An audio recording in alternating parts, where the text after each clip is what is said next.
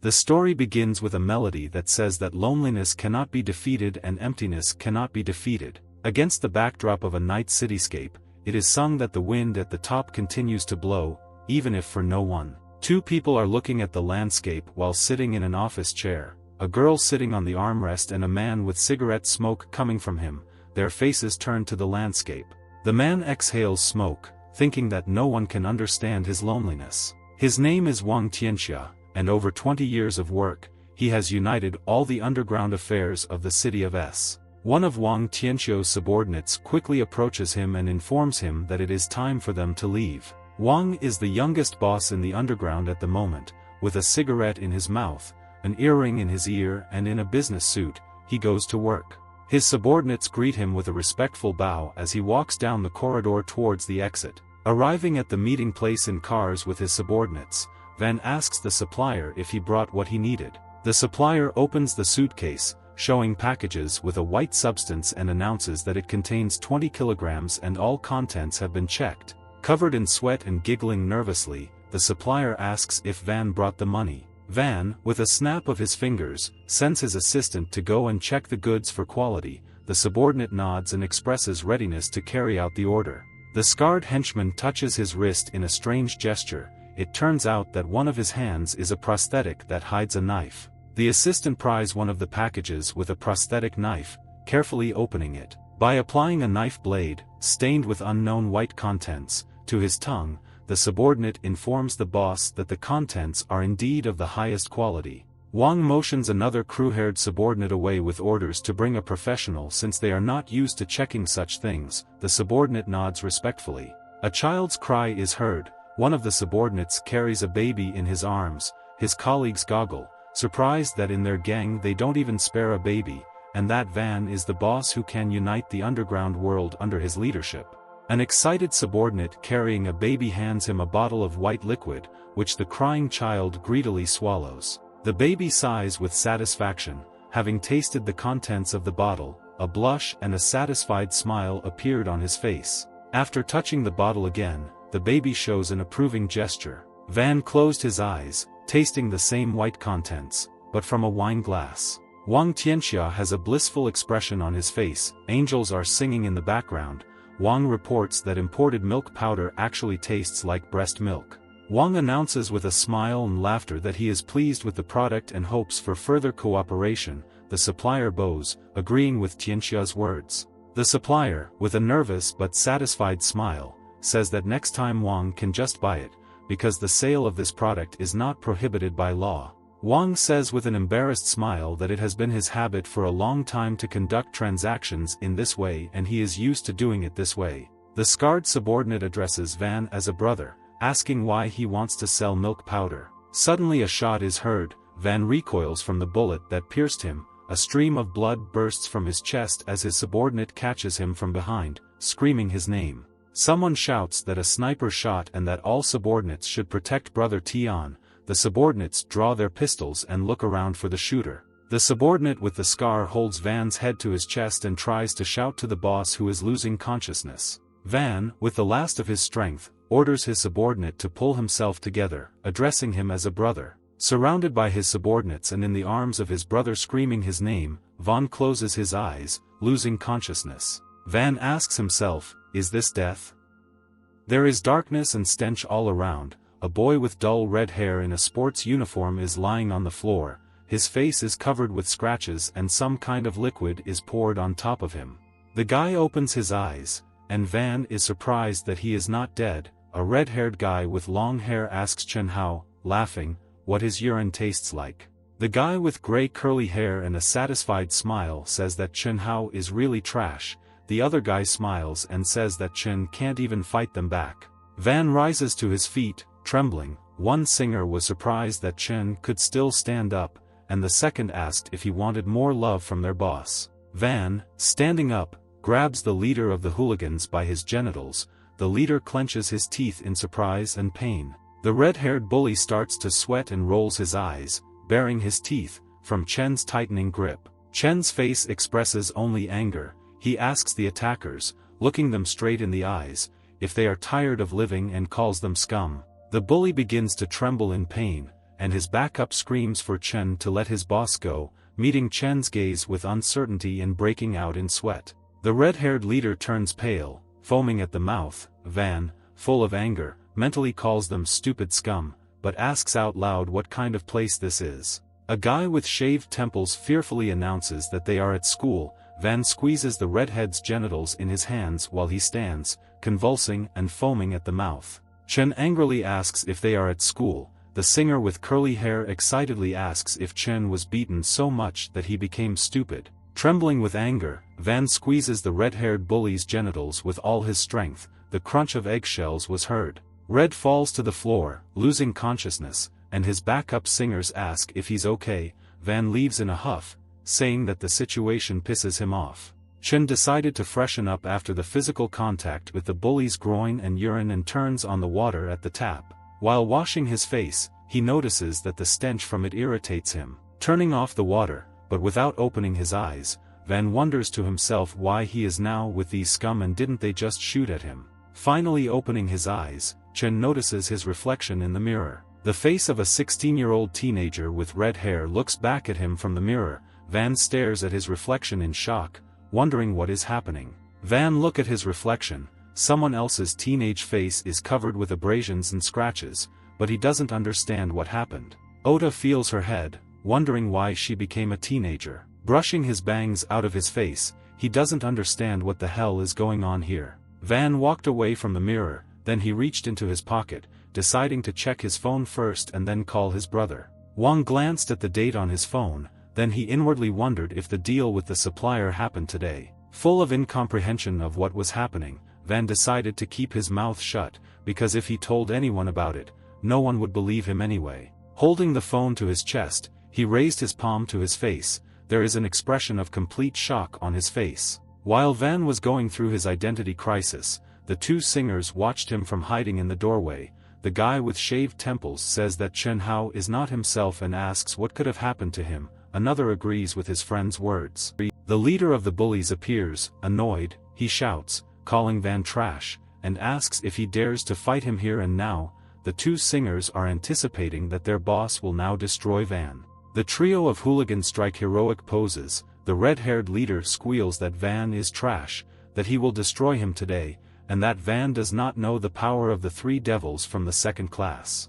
The trio continues to stand in heroic poses, waiting for a reaction from Van. An awkward silence hangs around. Van's only reaction is to call the leader an idiot and leave the frame. The leader is surprised by the hero's reaction. The leader abruptly grabs Van by the shoulder, stopping him. Red tells the hero not to move. The leader of the hooligans calls the hero trash and asks if he thinks he can just leave like that. The hooligans grin viciously from behind the leader. The leader rests his forehead on the irritated Van's head and smiles evilly. The leader asks what kind of mother could give birth to someone like Van. Van looks the leader resolutely in the eyes and tells him not to dare say such a thing. The leader, laughing, replies that he will say this as many times as he wants and repeats that he is interested in what kind of mother could give birth to someone like Van.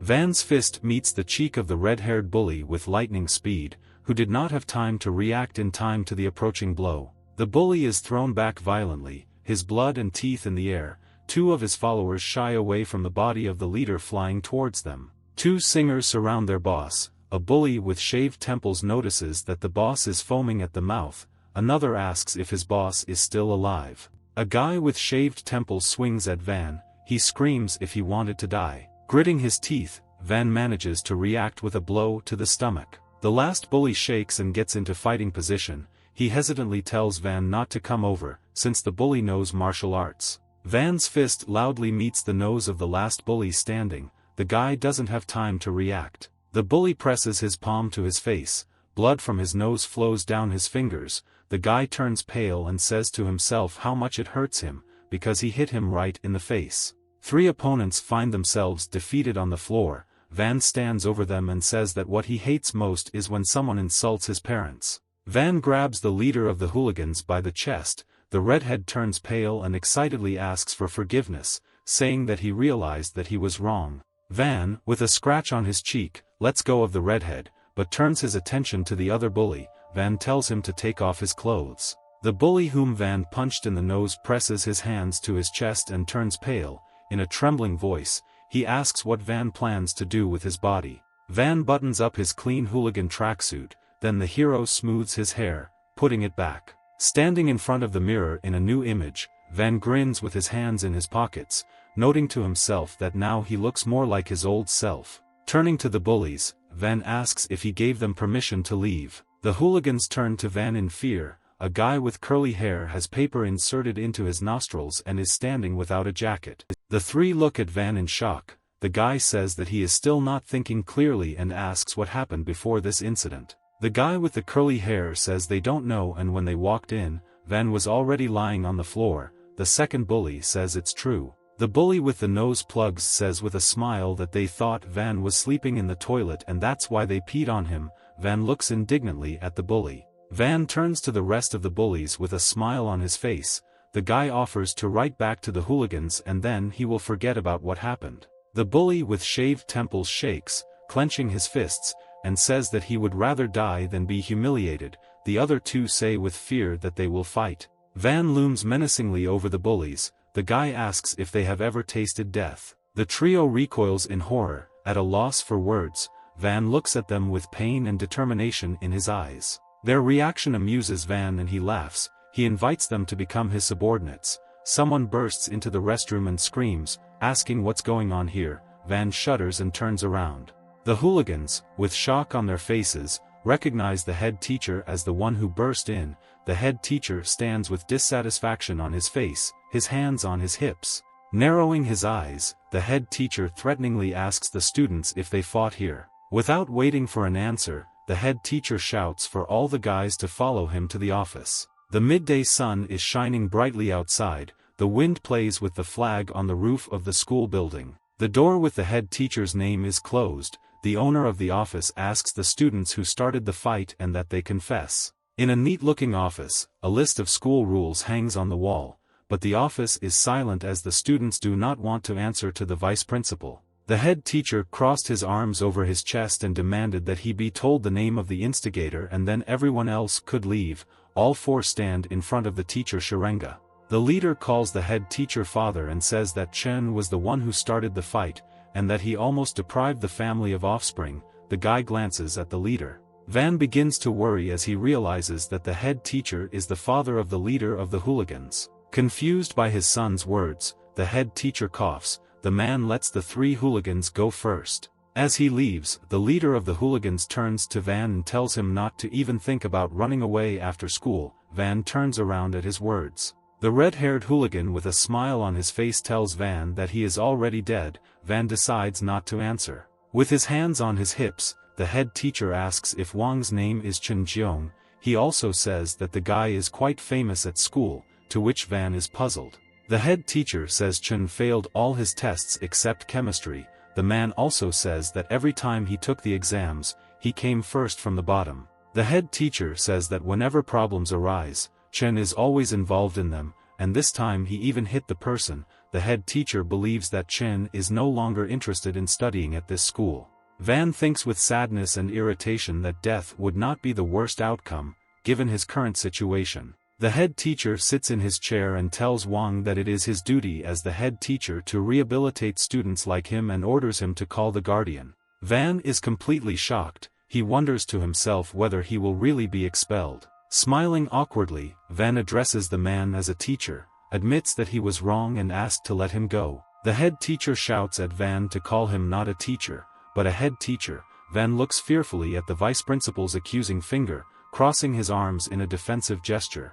Bowing with lightning speed, Van corrects himself, addressing the man as the head teacher and promises to convey his wishes to his guardian. After leaving the head teacher's office, Van slouches under the weight of thoughts and responsibility, because he is in the body of a child and cannot use force against adults. Van completely wilts, realizing that he doesn't even know how to find his guardian. After looking through the list of contacts on the boy's phone, Van finds his mother's contact. Van silently looks at the phone screen with sadness, about to dial her number. The woman picks up the phone and asks why he called his mother. Van awkwardly asks if she can come to school. The woman asks what happened and promises to come immediately. Van is surprised by such determination to help his son. A little later, Chen's mother arrives. She greets the head teacher and says that she is Chen Hao's mother. She is dressed modestly, but her clothes highlight all her curves. The head teacher blushes at the sight of a pretty woman. He greets her back and says that he is the head teacher of this school, but asks her to just call him Teacher Diao. The woman smiles and blushes, promising to simply call him the head teacher. The head teacher, full of zeal, offers to show the woman around the school. Van begins to worry and questions what is happening and whether this is acceptable.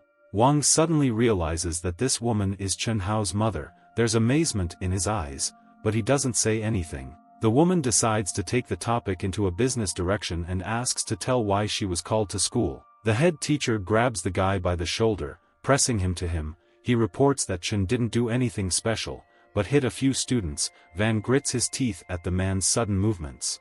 Chen's mother covers her mouth with her hand in pleasant surprise. She asks if the head teacher is telling the truth. The woman happily hugs Van to her chest. She asks her son if he hit someone, if he was hit by others, if she misheard. The head teacher watches the mother's reaction with irritation. He clenched his teeth, and a vein swelled on his temple. Wang blushes at the contact with Chen's mother and her reaction to the vice principal's words. She is happy that Chen now knows how to protect himself. Chen's mother squeezes Wang's cheeks, demanding that he show her his wound. Van stares back at her with a complete lack of understanding of what is happening. The head teacher can no longer bear the action unfolding before him. He yells for the two to stop. He tells his mother to ask what he did. He shouts that he called Chen's mother here to expel her son. Chen's mother calmly turns her gaze to the head teacher. She asks if the vice principal wants to expel her son just because Chen hit his son. The mother begins to shout at the head teacher that every day her son came home with injuries. She asks if those who hurt him were expelled. The head teacher replies that he has never seen anyone hit her son, but today he saw Chen hitting others. He says her son's grades are terrible, as is his attitude, and that he should expel him. Van begins to worry. He understands that Chen Jiong has a lot of problems, but he doesn't say anything out loud. The man confidently says that he is the head teacher and only his words matter. He says that they should be stricter with people like Chen Jiong. Van tells the head teacher that he is a bad teacher. The man cuts off irritably, saying that he asked to call himself a head teacher, not a teacher. Van calmly looks back at the head teacher, then he takes the book and goes to the head teacher. The head teacher nervously recoils, pointing his finger at Van. He excitedly asks what Chen wants to do. Wang smiles at the head teacher. He says he wants to hit someone. The head teacher nervously asks Chen what he is up to. He asks if the guy wants to hit him. Chen approaches the head teacher menacingly with a book. Van smiles menacingly and says no. He also explains that the only person he wants to hit is himself. Van suddenly hits his forehead with a book. A loud impact sound is heard. Van gritted his teeth with effort. The head teacher clearly did not expect such a turn of events and opened his mouth in surprise. Chen's mother stared at her son in surprise, covering her mouth with her hand. Van holds his forehead, where a large bruise is forming, biting his lip. He says it was very painful. Wang smiles. Wang asks, if he leaves the office with a bloody head, how long does the head teacher expect to hold his position? The head teacher is amazed and begins to worry. He asks Chen if he is threatening him. Van brings his eyebrows to the bridge of his nose and smiles. Tuning in, he says this is not a threat, but a negotiation. Chen's mother looks at the situation with excitement. She presses her fist to her chest, trying to stop her heartbeat. Van calmly asks the head teacher if he thinks that if Van hits himself again, blood will spill. The head teacher retreats excitedly. He tells the student that he has won and that he should stop causing him problems. Turning to the exit, Van leaves. Van thanks the head teacher and asks him to excuse him. The head teacher looks defeated, and the mother looks at her son with concern. The head teacher looks after the student, gritting his teeth, shaking with anger. He mutters the name of disciple Chen Jiong. There is a break in the corridor. The students are standing in the aisle. Chen and his mother walk down the corridor. The mother looks calm, and Van walks with his hands in his pockets. Chen's mother adjusts her hair to her ear. She asks her little Jiong if he wants to tell his mom anything. Chen lowers his head and closes his eyes. He replies that he has nothing to say. Van awkwardly scratches the back of his head. He says to himself that this situation is very awkward and he doesn't know how to explain to her that he has never called anyone mom before and doesn't know how to talk to her. He decides that he needs to get away from her first. Van takes off and shouts that he will go to class first, a blush on his face. Chen's mother is confused and calls baby Jeong. Confused, she looks after her son. This child says to himself annoyed. Van thinks what class he is in, then, noticing the number plate above the door, he remembers those bullies saying he was from that class. Van enters the classroom and is greeted by ringing silence. All eyes are on Chen. All the students silently watch Chen. Having stopped talking, there is indifference in their eyes. Van purses his lips and notices that his classmates do not have very friendly looks. Looking back at the students, he wonders where he belongs. Van heckles, getting everyone's attention, and asks if anyone can tell him where his place is. Classmates laugh loudly. Van purses his lips awkwardly. Two smiling classmates say that this scum was so beaten that he does not remember where he is sitting. Someone calls out to Chen. Van turns around in surprise upon hearing this name. It turns out that it was a pretty girl from the last row who called out. She says his place is here. Some classmates turn at her voice. Van silently approaches his desk. Seeing the desk, he asks if this is what people call bullying. His desk is scrawled and scratched. Someone put garbage and insects under the lid of the desk. Van is very annoyed by this sight and says that it is outrageous. Out of indignation, he kicks both his and his neighbor's desks. The two students standing in front jump back in surprise. Van looks over his shoulder at his two frightened classmates. He asks them to tell who did it. The girl who earlier showed where Chen's desk is frowns at his action, but doesn't say anything. She has a fox clip in her hair. A classmate regretfully reports that Zhang Long and his friends did it.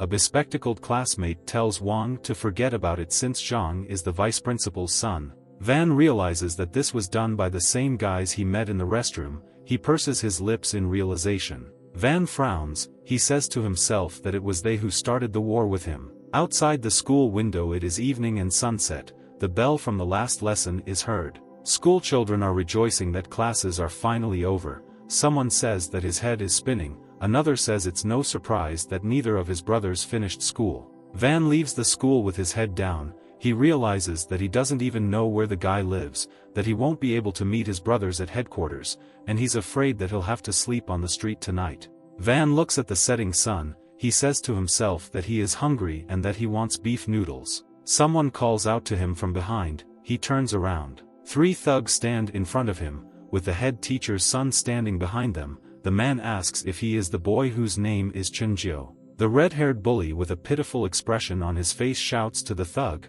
whom he calls Biao Gu, that it was Chen who hit him. Van silently listens to the thug. The man says that he heard that Chen is a great fighter because he defeated 3 people by himself. The man tells Wang that Chen hit his younger brother and that he had better apologize, but his words are cut off. Van throws his briefcase at him. The thug doesn't have time to dodge and the briefcase hits him in the face. Van, in a calm voice, tells the thug to shut his mouth, that he talks too much, and that if he wants to fight, then he is ready. The thug is very angry with Van's words and actions. He throws his fist, calling Van a bastard and promising to kill him. Van jumps back in time and dodges the thug's blow. Van decides to strike back, but misses. The thug dodges to the left. Van attacks again, but misses again. The thug says that he thought Chen would be quite strong, but he turned out to be just a weakling. Van begins to get angry and grits his teeth. He gets angry in his thoughts and realizes that his arm is too short to hit the man. The thug counterattacks, heading towards Van. He shouts that now Van will find out how he does business with guys like that. Van realizes that this is his chance. Van throws his torso back, bending one knee, but leaving the other leg straight. A straight leg strikes the attacker directly in the groin. You can hear the cracking of eggshells. Van was right on target. The mohawked thug turns pale and screams. The other 2 men move forward, calling Van trash and saying he's playing dirty. Van blocks the bald thug's punch with his elbow and the red-haired thug's punch with his knee, and jumps back. Van punches the redhead in the face, who is unable to react in time. Baldy hits Van in the face, because he does not have time to react to the attack in time. All 3 thugs end up on the ground, defeated. Wang, out of breath, thinks that Chen's body can't stand it anymore. Van asks out loud if they will fight again and why the man with the mohawk is lying down. The mohawked thug can only look piteously and silently at Van. His face is covered in sweat and saliva is flowing from his mouth. Van turns around. he says that there is still one more left here. Van calls the red-haired hooligan to him, flexing his fists, he smiles and calls him over. The bully jumps out of fear. The bully falls to his knees, pressing his forehead to the ground in front of Van. He turns to Jeong, asks him for forgiveness and to forget about what happened today. Van chases the bully away. It continues to get dark, and you can hear the grumbling of a hungry stomach. Wang goes, saying to himself that the battle has made him even hungrier, and asks why Chen is so poor, because he doesn't even have money with him. He thinks how he can survive today. Suddenly a girl from his class calls out to him and he jumps. Van turns around in hopes of finding out who called him. The girl with the fox hairpin sincerely asks if someone hit him again. The girl and Van are walking along the road. Van laughs, and the girl is surprised at what he said. The girl holds the backpack with her hand and looks at Van and asks if he has lost his memory. The van is covered in scratches. He smiles awkwardly and says that he was hit so hard that he doesn't remember anything. Van awkwardly looks away and admits that he doesn't even remember where he lives and asks the girl if she knows. The girl asks in surprise whether Chen really doesn't know this. Wang confirms this. The girl says that Chen lives on the floor below her. Van, relieved, asks if this is true. Night hung over the city. The street lights were lit. Van stopped in front of the door of his apartment and said goodbye to the girl, who was going upstairs to her room. Van stopped in front of the apartment door. He does not dare to enter. Van blushes and asks himself why he is so nervous, since he is not a thief. Van opens the door. He is greeted by the lights being turned off. He realizes that there is no one at home. Van turns on the lights in the room using a switch on the wall. He is greeted by a small but neat apartment. He opens his eyes wide, surprised that this is his home. Looking down, he sees a note. This is a note from his mother and she writes that she has gone to work and asks him to take care of himself. Van looks at the note sadly. He addresses his mother out loud. Wang recalls that since childhood he was surrounded by a large number of people. The men Van remembers smile as they look at him. Wang saw his father only once a year. The blurry silhouette of his father turns to look at young Wang. Van says that he only saw his mother in his dreams and that since childhood he was always envious of other children whom their parents took for a walk. Van was jealous of those who could go to school with their friends. The parents are swinging an unknown boy by the arms. Wang believes that in his opinion, many people take these things for granted. Students from different schools walk along the sidewalk. The students on the sidewalk laugh as Van drives by silently in his car. He says that what for others is a banality he could not get. Van finds it a little strange that what he always wanted was right next to him. In front of him is a homemade meal consisting of meat with herbs, rice and scrambled eggs. Van decides to go into another room. He turns the doorknob with a creaking sound. Seeing the room, Van is pleasantly surprised. He says his room isn't that bad. The room contains a desk, laptop, books and a bed. Van says the guy is good at chemistry. On the bookshelves there are many chemistry textbooks of varying degrees of complexity. Van starts to sweat and smiles nervously. He hopes that this guy wanted to develop biochemical weapons to take revenge on society. Van lies down on the bed, closes his eyes and says that he can finally rest. He thinks that what happened to him today is completely abnormal. Van opens his eyes, wondering who was involved in the shooting incident. Van says to himself that his gang has grown so large that there shouldn't be anyone. He asks himself who it could be. Van jumps up abruptly and grabs the phone. He decides to simply discuss the matter with Aiden. Van silently stares at the phone screen, without dialing the number. Van's hands are shaking. He realizes irritably that he doesn't remember his number. Van throws himself back onto the bed. He tucks his legs under him and buries his face into the pillow. Van decides he'd better meet him in person. Van thinks that even he himself can't believe what's happening. But then how can Aiden believe him? Out loud, Van decides that it is better to meet Aiden in person. Luxurious hotel with 2 security guards at the entrance. They say Van can't come in because this is no place for little ones like him. The guards laugh and tell the baby to go home and suck some milk. Van walks away from the hotel entrance in annoyance. A wreath swells on Van's forehead with anger. He tells them to wait, because once he finds Aiden, he will deal with them. He walks angrily down the street. Gritting his teeth, he thinks about how angry they made him. Snatches of phrases reach Van and he pricks up his ears. Snatches of phrases sound as if someone is talking about his brother Aiden and that he is inside. Van peeks around the corner. someone tells someone that they can't come in with a gun. Van remains in the shadows, eavesdropping on the dialogue. There are 3 people standing on the street, one of whom tells the others to ambush them in an alley. The man says that they must kill Aiden today as soon as he appears. Van understands that they want to kill Aiden. Van looks at the phone screen, the clock shows almost midnight. He wonders why Aiden hasn't come out yet, maybe something happened to him. Van sits in a nook between cardboard boxes. He remembered that he hadn't done his homework yet. A sign with the name of the establishment is on. Someone asks why little Aiden is so slow. A woman takes a man out of the establishment. She tells him that he doesn't know how to drink, but he gets drunk anyway. The man responds by calling the woman elder sister Ching that he has a headache. Van hears their conversation while hiding behind some boxes.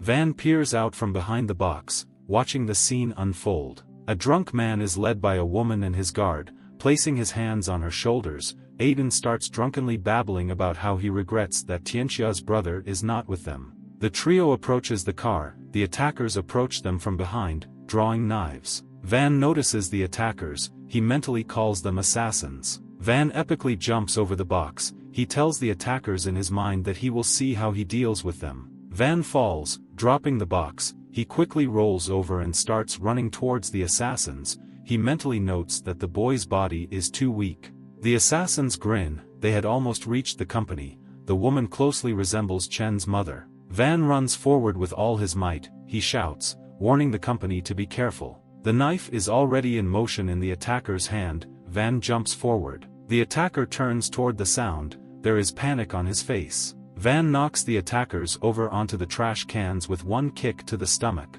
The 2 attackers fall onto the debris with a crash. Garbage is flying everywhere, and a black cat is running away, carrying its food in its teeth. Security guard Adina runs towards the attackers and pulls a weapon from his jacket.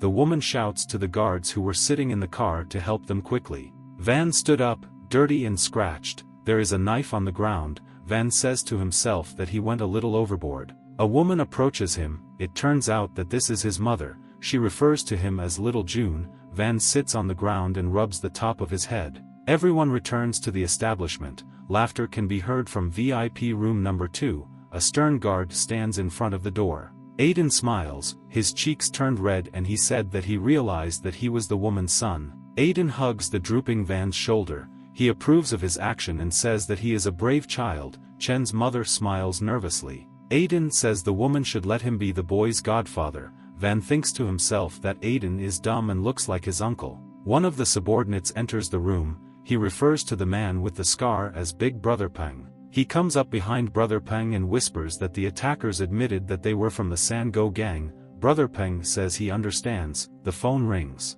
The caller says that they are in trouble because Sango's gang has surrounded the hospital. Brother Peng jumps up and shouts that they can't let them hurt Big Brother. He also says that he will come right away. Van realizes that he is still alive. He opens his eyes wide in realization. Brother Peng says that he needs to go because something happened to his elder brother. Van glances sideways at the man with interest. The woman looks at Brother Peng worriedly and tells him to take care of himself. Wang is about to go after Brother Peng, but his mother catches him by the collar and tells him to stay still. Mother asks where Chen is going. Turning pale, Van replies that he just wanted to get some fresh air outside. Mom frowns and says that she forbade him to come here and asks why he didn't listen to her. Van cannot find the words to answer his mother. She leans towards him and asks if he plans to end up like his father. Mom looks at Van worriedly and says that this is not the place he should be. He says that she lost his father and cannot lose him too. She says that's why he can't go anywhere alone now and calls him home. Van tilts his head in shock, agreeing with his mother. Mom tells Van to go to bed early. Van obediently agrees with her. Van sits on the bed and says that so much has happened today. He begins to wonder why Chen's mom was with Aiden, who is Chen's father. He asks himself why Sangua's gang wants to kill him. He thinks that they attacked him first, and then attempted to kill Aiden. He decides that this is too much for mere coincidence. Suddenly it dawns on Van that he is not dead yet and that he is still alive. Van remembers Aiden talking about Sango's gang surrounding the hospital. He thinks that then the situation can be easily handled since his brothers usually only use one hospital when they go to the doctor. Van then becomes disappointed. He understands that he will not be able to enter through the main entrance. He listens to the apartment, hoping that Chen's mother is already asleep. Van opens the window and looks down. He is glad that, fortunately, he lives on the second floor. Jumping down, he looks at the bars on the neighbor's window below. He thinks that this thing is supposed to prevent people from getting inside, but it only helps the robbers. Van runs as fast as he can through the night city. Van thinks that something is wrong here, because only their gang knows about this hospital. Wang tries to figure out how Sengo's gang knew about this place. Still running, Van wonders if there is a traitor in the gang. Meanwhile, he approaches the Jinxiu building, on the 15th to 18th floors of which the gang's hospital is located. While Van hid behind one of the cars, a group of people appeared near the entrance. All those people were dressed extremely unkemptly. It was immediately obvious that they had come here to cause trouble. They started shouting that they were here to visit Tianxia's elder brother and asked why they couldn't let them in. Meanwhile, in front of the entrance to the building, there were many people in formal clothes. Most likely they were the protagonist's comrades. Still sitting behind the car, Wang thinks that even such a tiny gang dared to be so arrogant. Apparently there are a lot of people who are unhappy with him.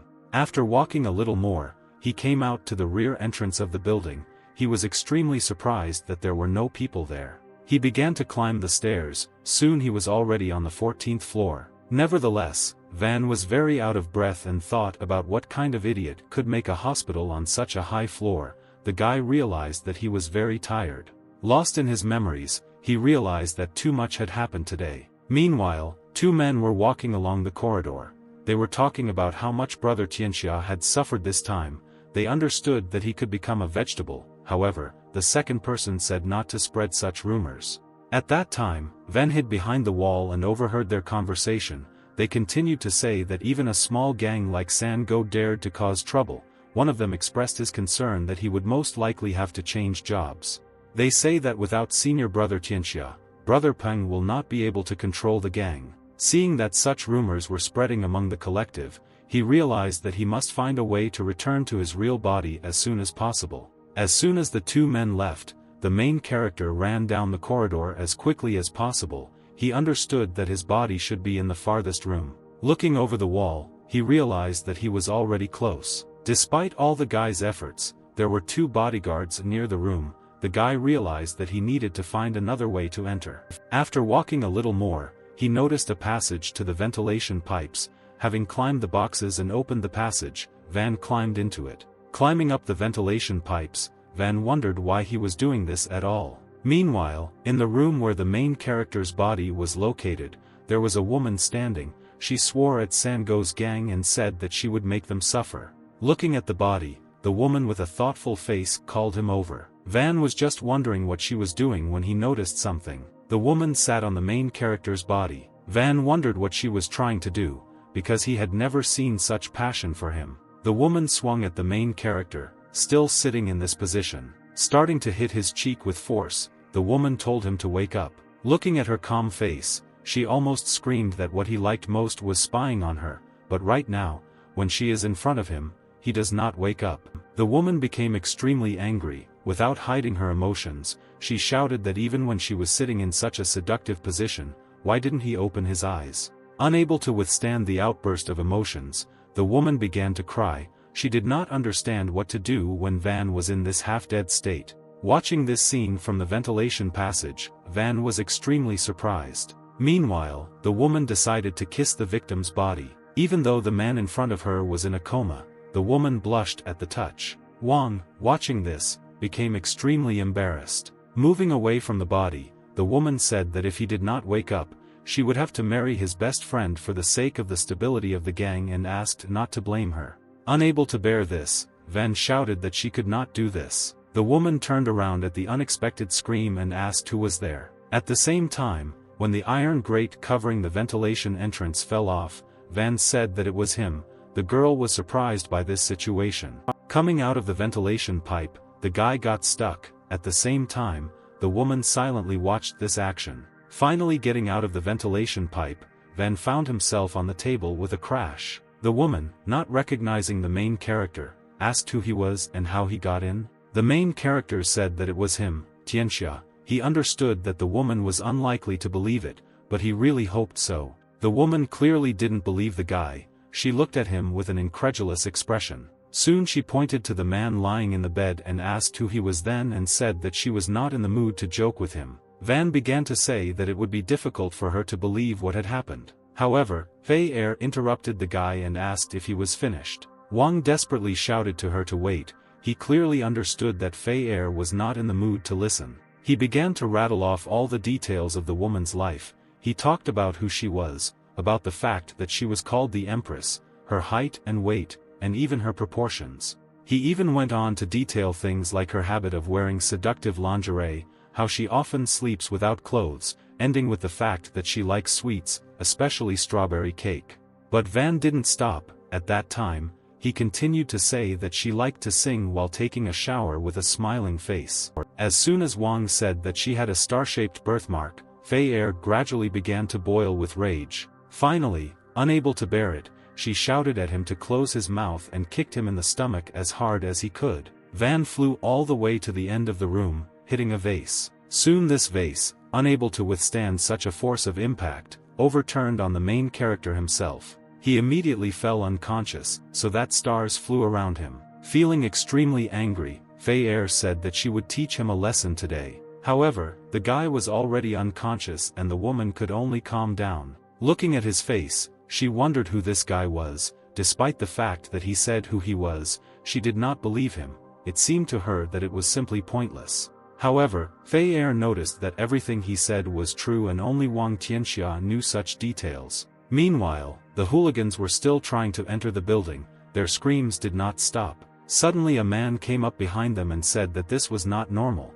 They were all civilized people and there was no need to make such noise. He walked through the ranks of hooligans and approached Van's comrades. He says the cops are watching them and shouldn't they keep things more civil? Meanwhile, the protagonist's brother, a certain Peng, told him to stop talking nonsense. With an angry grin, the man said that Brother Peng was working hard to personally guard the entrance. He also said that he came here to visit early brother Tianxia. Stepping forward, he asked why he, as a younger brother, could not visit his older brother Tianxia. Peng clearly did not intend to give in to the newcomer's speeches and said that no one could bother Tianxia's elder brother while he was resting. The man had already begun to say that he even prepared chicken broth for brother Tianxia so that he would not go hungry. Squinting his eyes, he said that if he suddenly dies of hunger, then his gang will end. Clearly angry at such a statement towards his brother Tianxia, Peng began to curse the uninvited guest. Both sides looked at each other tensely and then an unexpected voice rang out.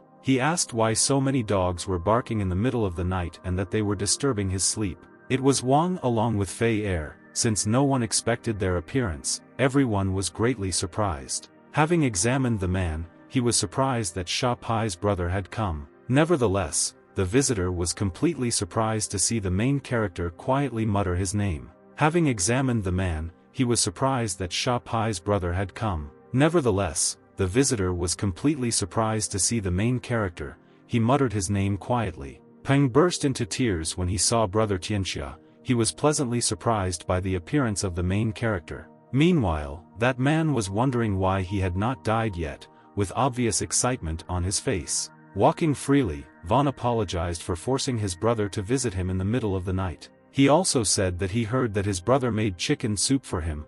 With excitement and sweat on his face, the man said that there was nothing special about it. After opening the thermos and smelling it, Wang said that it smelled good and was still hot. The brother agreed and said that he had only recently prepared it. Then suddenly he throws out the entire contents of the thermos at the bully himself, asking whether he should try it. There was obvious boiling water in the thermos as the man screamed in pain. Steam was emanating from his body. The gang was extremely worried that they could not help their commander. They just stood helplessly behind him with sad expressions on their faces.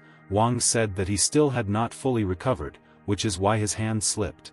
Van said with a grin that it would be a shame if such a handsome guy had scars and said to quickly go home and apply some cream. The brother, barely getting up from the pain and burns that struck him, said that he was glad that everything was okay with brother Tianxia. With a face full of anger and trembling from the burns, he and his gang went home, while Van waved to him and told him to come back when he still had time. Turning to his comrades, Van said to go have something to drink. The group nodded happily, smiling at their leader's quick correction. At the same time, Aiden literally burst into tears. the main character told him to stop crying, because he was not dead yet, and he burst into tears even more, no longer even able to hold back his emotions. Screams were heard from a lonely building. Someone cursed the main character, telling him to die. He wondered how he could humiliate him like that. Listening to these screams, Sha Pai's comrades would only stand helplessly, guarding his room. The bully hit the table with force, almost breaking it. The whole room was in chaos. Many documents lay on the ground and everything was thrown in fits of rage. At the same time the bell rang. Sha Pai was never able to quickly heal his burns. There were red spots on his face. The sound of the phone ringing only made him angry. However, he quickly pulled himself together and picked up the phone. A mysterious voice asked why he was calling him at such a time and if something had gone wrong. Putting his hand to his face, Sha Pai asked the mysterious voice why brother Tianxia was not dead yet, because he said that he was no longer a tenant. A smirk appeared on the mysterious man's face. He was surprised with interest that he was still alive and said that it was not so difficult to solve this problem.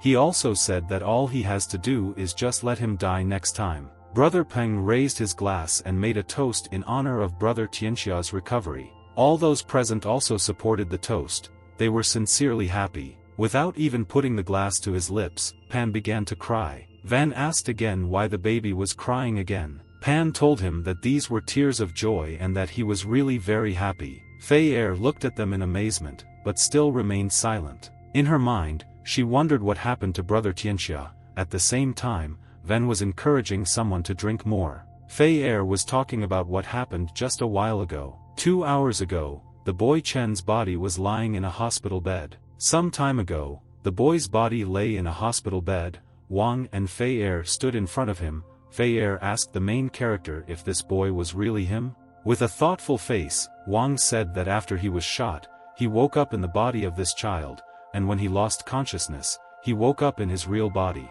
Fei Er still doesn't believe this coincidence. She said it was too weird. Van turned to her and said that he felt the same way, but he clearly remembered what happened to that boy today. Fei Er looked at the boy's body thoughtfully. Wang said he got into a fight at school, returned with a classmate and was reprimanded by his strict mother. He also said that before all this existed only in his fantasies, but today it has become a reality. However, right now he is not sure whether this child will wake up.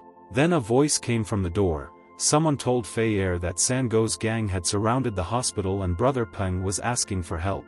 Looking at the main character, Fei Er asked if the dear gang leader would like to contribute. Looking at the woman, Van asked if she smiled at him. Fei Er remained silent with embarrassment. A light blush appeared on her cheeks. Meanwhile, Van and his gang were still partying at the club. Everyone was already, to put it mildly, tipsy, and with sincere joy they said that they didn't need sober people. Meanwhile, night fell. Perhaps only Fei Er was not as drunk as the others. She watched the gang in silence. Everyone was lying anywhere. Some were lucky enough to lie on the seats, while others ended up right on the floor. There was complete chaos around. Dozens of bottles lay all over the room. Finding the protagonist among a sea of drunkards, she leaned towards him and told him to wake up. He, still with a blush on his cheeks from the amount of alcohol he had drunk, was delirious from sleep. He told Fei Er to slow down. Fei Er was at first perplexed as to what the main character was dreaming about. Wang, with a smile on his face, grabbed Fei Er's chest, saying how wonderful she was. Fei Er was clearly embarrassed by such a sudden movement. With force, she swung at the still sleeping protagonist and told him to die. At the same time, the boy's body was still lying in the hospital room. Covered with sweat and with a slight blush, he had a dream. When suddenly he opens his eyes, it was Van who woke up. Still sleepy, Van rose from the bed. Then he realized that he was not in his body and cried out in surprise why he was again in this guy's body. After everything that happened, the hospital building was completely silent. How suddenly the door to the main character's room opened loudly. Fei Er was clearly in a hurry to see Wang. Here she stopped in bewilderment, as if something had dawned on her. The hero looked at the woman who came into the room with an incomprehensible expression on his face. He asked her why he returned to this guy's body again. Scratching the back of his head, he also asked what happened after he got drunk. Fei Er, blushing with embarrassment, said that nothing happened and he just drank too much and fell. Van asked if this meant he had lost consciousness again. With a happy face, he said it was easy to fix. At that same moment, he began banging his head against the wall like crazy. Realizing that this wouldn't work even with a bump in his head, the guy said that it looks like it's not that simple. A loud cry was heard in the hospital. Someone was clearly perplexed. Fei Er asked the main character again if he really wanted to come back. Wang confirmed this. He said that the only one who knows what is going on is just the two of them. He also says that this is a good chance to find out who tried to kill him. Looking seriously at the woman, he said that this is why he wants to continue to remain Chunjun. He said that since Aiden is very stubborn, this worries him a little. He asked Fei Er to help manage the gang. Handing her the piece of paper, he asked her to call this phone number and take care of his real body. With a serious face, the main character explained that due to the recent gang incident, no one should cause problems for his comrades for a while. He also said that if there are any problems, just contact him. Fei Er looked at the piece of paper that Wang gave her with a serious face and remained silent. The main character said that the sun will set soon and he must return, otherwise he will have a lot of problems if his mother finds out about this. Meanwhile, there was calm in the boys' house. Dawn had already begun. Van, lying on the bed, looked out the window. He was lost in thought. He reasoned that there must be someone who was secretly giving orders to the Sango gang and wondered who it could be. Meanwhile, it was 4 o'clock in the morning, but the main character had no sleep in his eye. Several hours passed. Despite the fact that the street lights were still on, everything on the road was visible even without them. The alarm clock rang. They showed that right now it is exactly 7 o'clock in the morning. The boy's mother entered the room and called him over. With a slight blush on her face, she told him it was time to go to school, still standing in the doorway. She also said that his breakfast was already on the table. Van, who had barely fallen asleep after his thoughts, reluctantly opened his eyes. The main character did not want to get out of bed, but he understood that he should do it as soon as possible. Descending the stairs, extremely exhausted from lack of sleep, Van decided that he needed to take on his current identity as soon as possible, because it would be easier to investigate the case. Then someone called him from behind. Van, with a puzzled look on his face, but still extremely tired, turned to the source of the voice. His classmate greeted him with a soft smile and wished him good morning with a wave. She approached the main character and asked if his memory had returned and if he remembered the way to school. Van sheepishly scratched his cheek and chuckled a little. The girl with a smile on her face asked if they had broken his brain after the fight, immediately after which she laughed at such a suggestion. The main character had nothing to answer. The girl told him not to fight anymore, to which Van agreed. Meanwhile, they approached the educational institution. They were not the first. Many people were already standing there and passing through the arch to the school. Then Van noticed that some guys were waving at him, which he was extremely surprised, because he had already forgotten about them. The classmate next to him just looked at the main character in bewilderment. The main character said in his thoughts that he only promised this girl not to fight. He was covered in sweat and wondered what he should do, standing in a stupor. Soon he threw a bag over himself with carefully cut out parts specifically for his eyes. The girl asked in bewilderment what he was doing. Van, trying not to panic, repeated in his head that they wouldn't see him this way.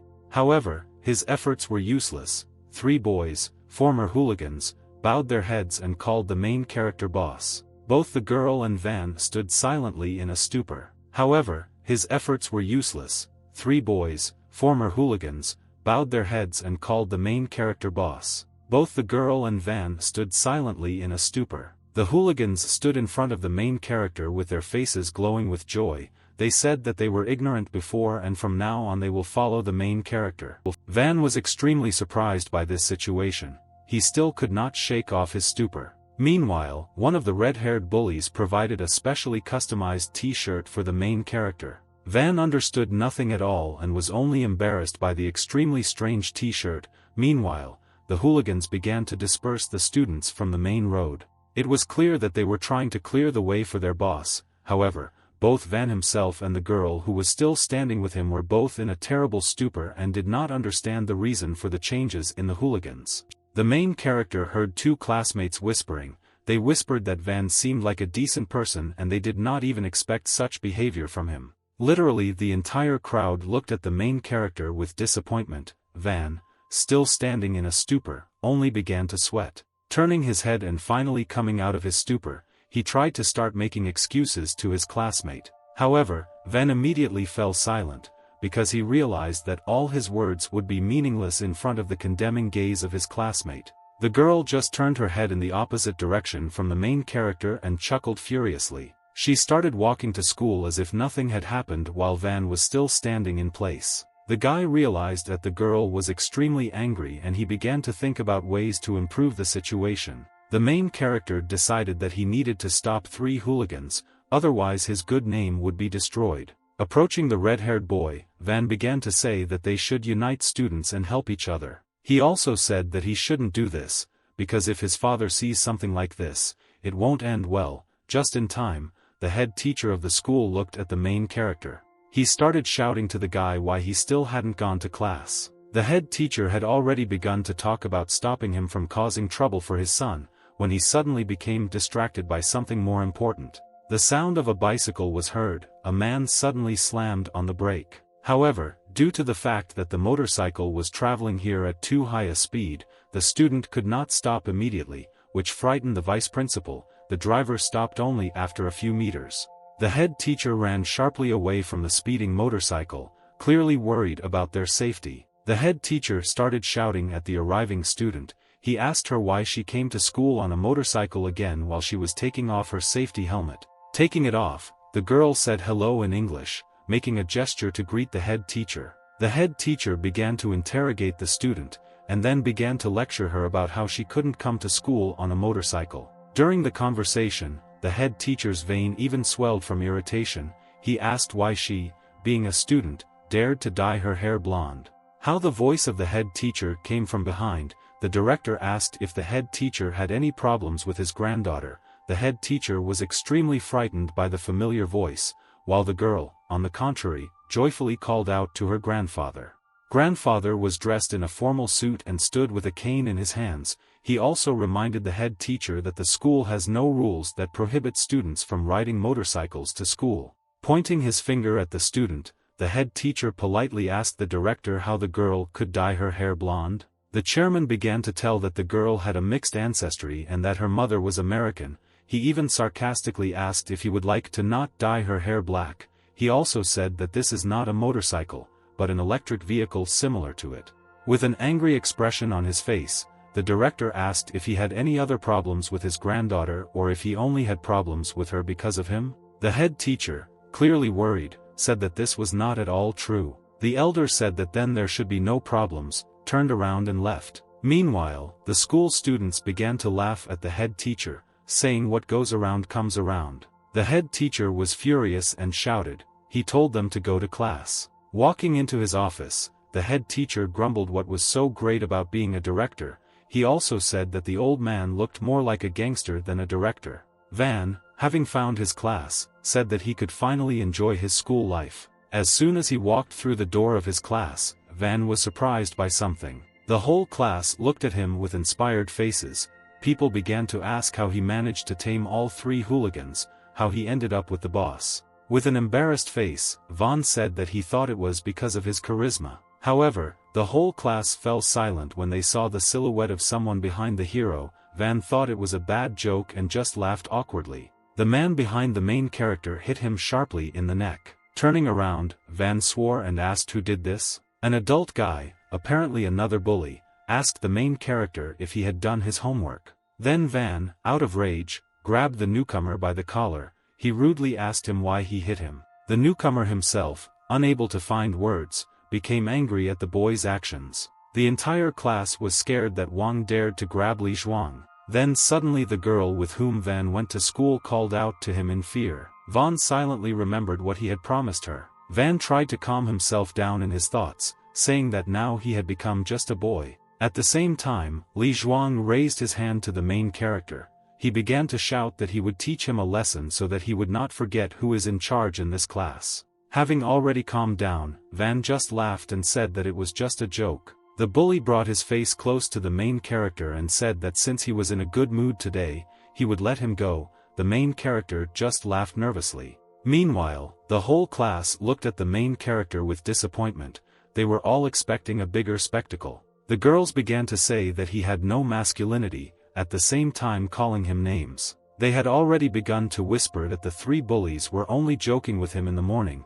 They continued to call the main character names. The main character, who became the center of all the rumors in the class, told himself in his thoughts that they were just a bunch of ill-mannered children and that he should not take it seriously. Trembling, he tried to reassure himself that he was just a guy now and not a gang boss. Meanwhile, the lesson at the educational institution ended. One classmate invited the girl to watch a new film together, and she agreed, but at his expense. The guys were talking to each other at full volume. However, Wang was an exception. Telling them that they were just a bunch of brats, he realized that he wanted to sleep too much. Putting his head on the desk and settling down to sleep, he only asked to be allowed to sleep a little. However, the same bully brought the main character out of this wonderful state by hitting him on the head. Li Zhuang told the main character to stay awake and go buy the bully some food while continuing to hit the guy's head. Van raised his head in irritation, saying that he was very annoyed that he could not even sleep properly.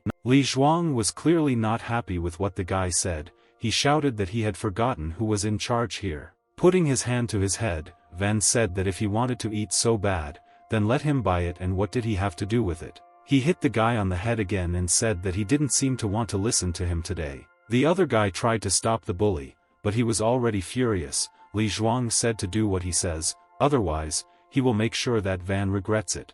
The main character was clearly infuriated by this situation. With an angry expression on his face, he made up his mind. With a sharp movement, Van waved his hand at the bully. With a serious expression on his face, Wang hit Li Zhuang so hard that his mouth began to bleed. Van, still with an irritated face, said that if a tiger does not show its strength, it does not mean that it is a sick cat. Some time later, Van began to cry out in pain. The bully, already completely beaten, stood behind the main character and kneaded his shoulders. He apologized to the protagonist while Van complained that he was pushing too hard. Looking at the bully with a sly smile, Van said that he wanted to eat. Li Zhuang, realizing that this was his chance, said that he knew what to do. He quickly called two kids from the class and shouted at them to buy something to eat for the main character. The entire class was extremely surprised by this outcome of events and silently stared at the main character. The guy with a bright smile asked what they were staring at and whether they had never seen the hooligan.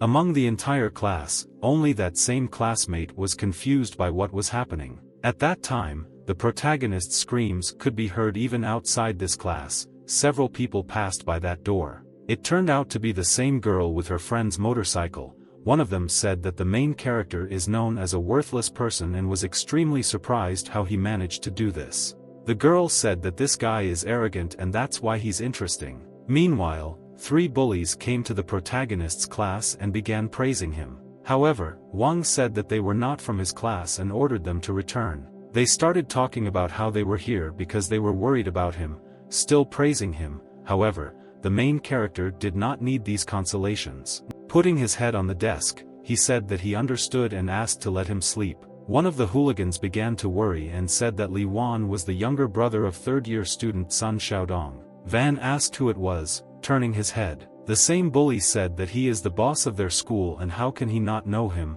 He also said that his uncle is a crime boss. The bullies told him to be careful, to which Van said that he understood and went to bed. Putting his head down, he thought in his mind that the school boss was some kind of funny joke. Meanwhile, screams were heard from behind the school building. Someone praised a certain brother Dun that he had already killed for. Still playing a toy on the phone, the same Sun Xiaodong asks again whether Li Wan was simply beaten by a whipping boy. Li Wan, kneeling in front of the school gang, said that Wang had always been obedient and he did not expect that he would be so fierce yesterday. He started saying that Wang is just a psycho who doesn't respect Xiaodong at all. Another guy asked if they weren't freshmen.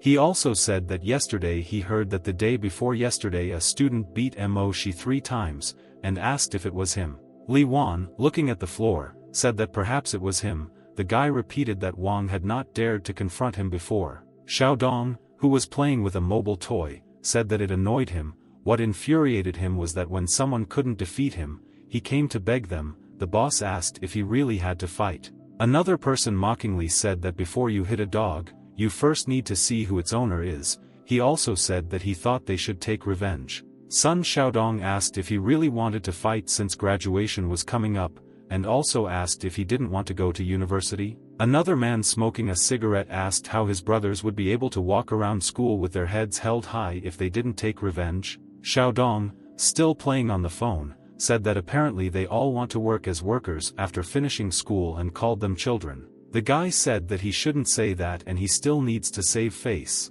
The same person who originally suggested revenge supported Xiaodong and suggested getting diplomas at the beginning. The school gang was divided into two opinions, to take revenge or not to take revenge. Looking at the disagreement, Xiaodong stood up and said how much this infuriates him.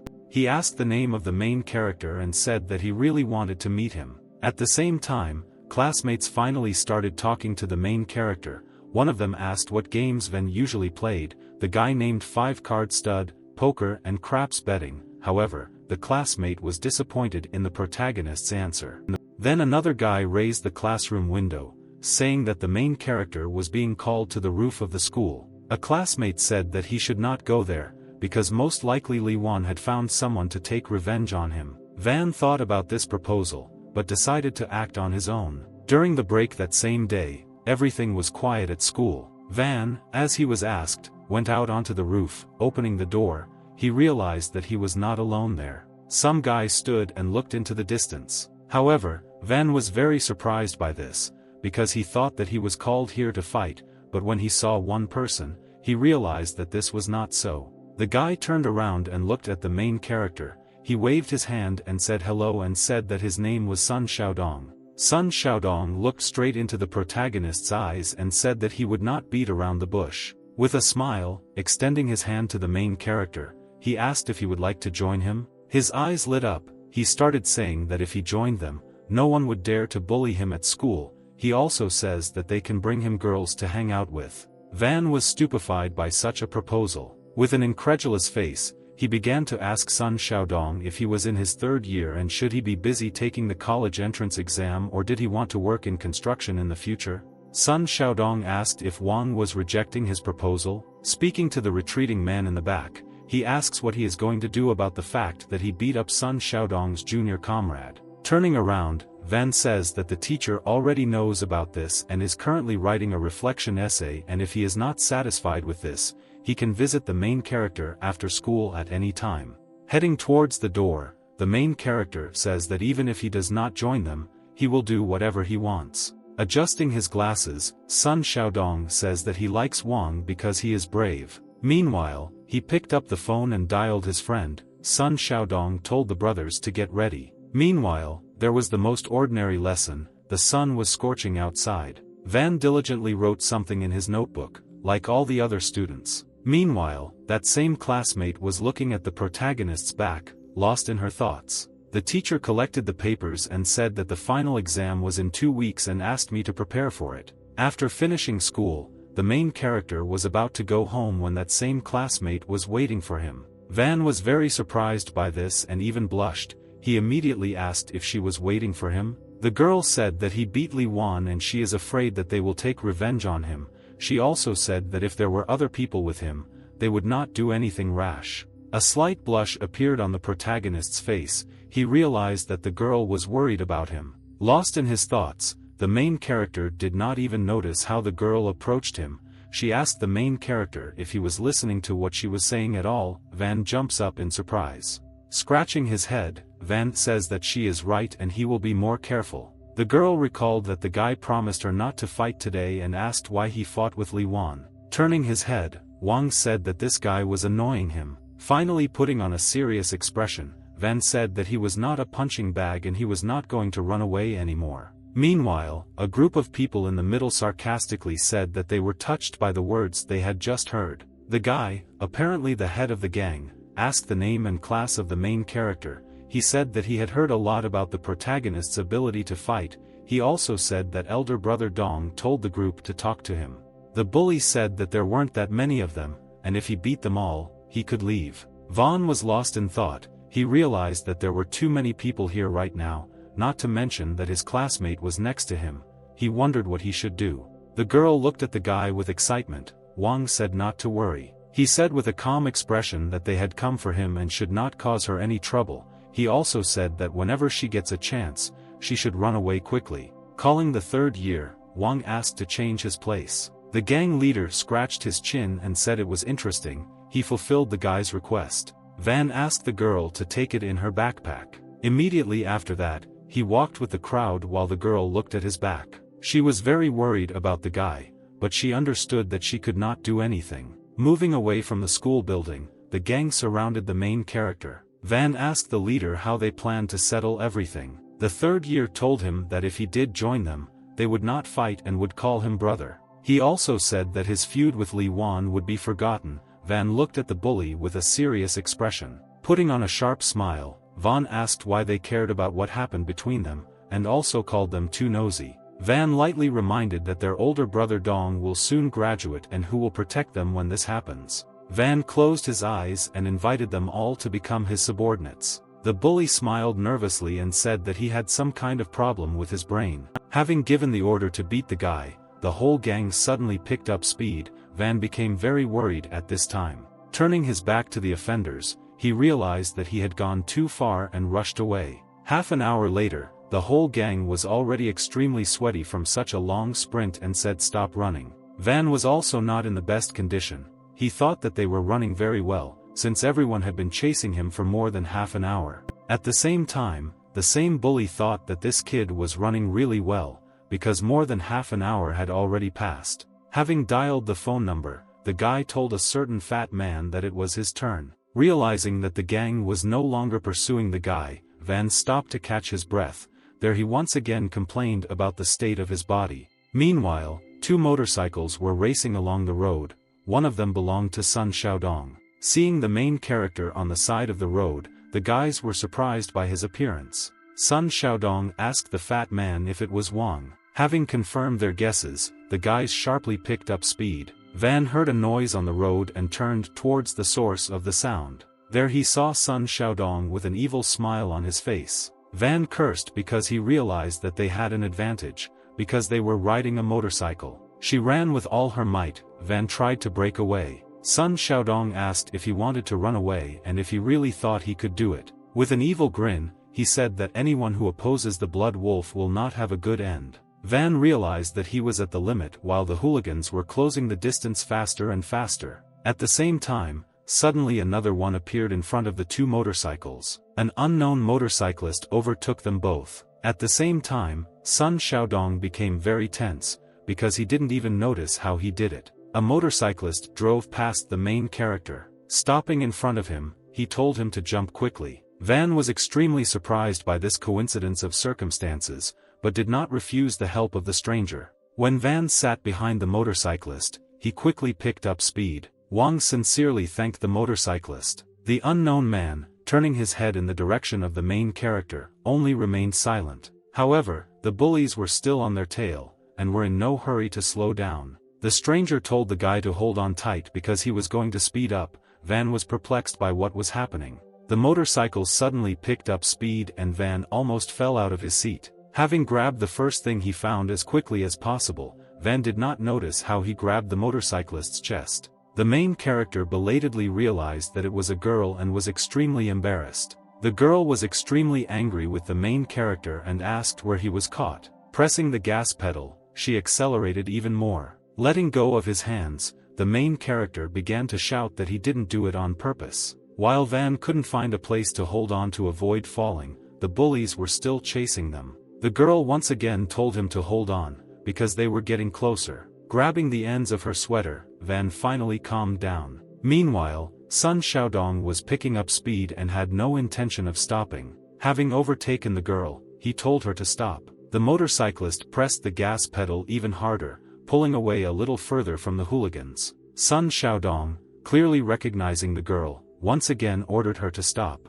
The girl was tired of the guy's orders, so she pressed the gas pedal as hard as she could. Pressing the pedal with all her might, the girl finally broke away from her pursuers. Meanwhile, the fat man told Sun Xiaodong that the cops were coming for them. He soon became convinced of the veracity of his friend's words. The loudspeaker told them to stop. Sun Xiaodong ordered the fat man to split up. Having split up, the cops chased not in the direction of the attackers, but towards the main character. The loudspeaker once again told the motorcycle ahead to stop. Meanwhile, Van was extremely nervous because, as a crime boss, he was afraid of the cops. He told the girl to hurry up, because the cops were coming for them. The girl was embarrassed by such a request, but did not refuse. Having driven into another lane and turned, the girl tried to get rid of the cops. They soon broke away from them. However, the girl did not expect that the road in front of them would be blocked. Van told her not to stop and just drive. Putting his hand on the girl's hand, he began to steer the motorcycle. The girl got scared and asked what he was doing. Meanwhile, Van and the motorcyclist drove through the fence. The girl said that there was no road ahead, and that was true. There were only a few unreliable plates there. Van tells her not to be nervous and just drive forward. Deciding to believe the guy, the motorcyclist concentrated, accelerating with all her might and using those 2 plates as her support. The girl entrusted her fate to the decision of this guy. Thus, they literally flew through a hole in the road. As soon as he touched the other end, Van was very afraid that he had experienced one of the most risky moments of his life. However, that was not all. The motorcycle tripped over a stone near the road, which punctured the tire, and the motorcycle itself lost its balance. Thus, both the girl and the main character were scattered along the road. At the same time, the motorcycle hit the wall of the track with a loud clang. The main character was thrown extremely far away. He was like a fish on land and suffered a little. Nevertheless, the motorcyclist's condition was not the best. After all, a protective helmet is not a panacea. Van, who had barely recovered from what was happening, tried to get up. Holding his right hand, Van asked if the motorcyclist was okay. Taking off her protective helmet, the girl complained about how much pain she was in. As soon as she took off her helmet, Van remembered that this was exactly what the director's granddaughter looked like. However, before Van had time to recover from this situation, the girl's motorcycle caught fire. They both did not expect this situation. The girl was worried about her property. Wang said with a warm smile that he would buy her a new one. The girl turned to the guy and asked if he would really do this, because she had too little hope for it. Closing her eyes, the girl told him to forget about it, because she had several spare ones, and that there was no need to buy one. Scratching his head, Wang asked to be allowed to thank her for saving him. Walking along the still unfinished highway, the girl said that it was better for him to find a way to get down from here, because the police were probably already waiting for them below. Meanwhile, Sun Xiaodong returned home after a busy day. Entering her house, his mother said that his uncle was talking to his father in his office. She also asked him to bring them fruits. Opening the door to the room, Sun Xiaodong asked why his uncle decided to visit his family today. Nodding his head, the uncle turned out to be Sha Pai, saying that he had not seen them for a long time and he came to visit his father. Sun Xiaodong asked with worry on his face, what's wrong with his uncle's face? Touching his burns, the man said that it was no big deal, because the cat had done it a few days ago. Sitting on the sofa on the same side as his father, Sun Xiaodong began to cheerfully talk to his uncle who had arrived. Suddenly someone's phone rang, interrupting the conversation. The guy answered the call, apologized for interrupting the dialogue, and walked away to find out what happened. He was informed that his sister had already returned home, and he replied to look for Chunjun.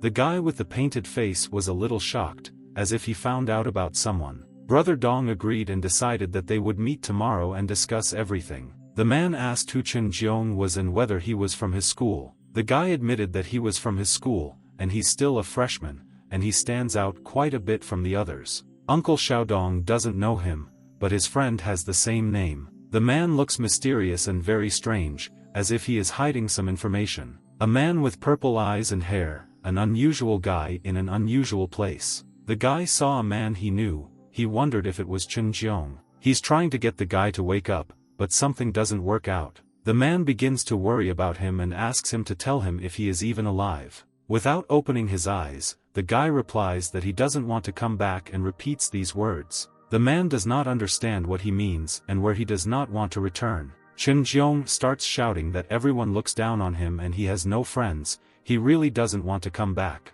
Repeating the words that he did not want to return, the man began to disappear somewhere. Suddenly the guy woke up and doesn't fully understand whether it was a dream or real life. He is delusional and does not understand what his words mean. Is the guy he dreamed about really still alive, or just doesn't want to wake up? There are a lot of people near the school who have already arrived and are waiting for classes. Many schoolchildren saw a red, shiny motorcycle. They are delighted with his beauty. The man was a little surprised, but said hello and asked if this girl was Chen Ruolin. The girl is confused as to how he knows her name and whether something might have happened. As it turns out, their boss ordered him to give her the thing. He handed her the keys to the vehicle. As it turns out, these are the keys to the latest model of a sports motorcycle. It is very expensive. Chen Ruolin is shocked by this and guesses who gave it to her. After such gifts, she becomes more and more interested in the guy. The school principal began to scold the students because some of them were riding motorcycles.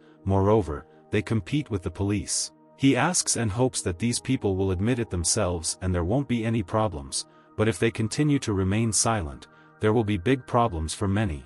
The guy didn't seem to care, and didn't really care. Two guys argue about who it could be, but it's better not to name the people who might have been. Everyone comes back and the guy brags that he won the suit from the game. His friend is really happy for him. Suddenly, a girl appeared behind the guy and wanted to ask or say something. Turning around, the guy realized that it was his friend Xiao Mei, but the girl had a bad intention. Xiao Mei blames and proves that it was his doing for yesterday's incident. The guy is in an awkward position and begins to make excuses that it's not him. After all, he doesn't even know how to ride a motorcycle. The girl was a little shy. She is ready to help him if he gets into trouble and call a teacher who will also help. Chen Jiong doesn't understand why he should call the teacher for help and asked her again. The guy got a little worried, because he knows that the teacher doesn't really like him, and he most likely won't be able to help him. Suddenly his friend runs towards him and shouts after him. He looks very happy. His friend says that Chen Jiong became famous throughout the school because of his feat.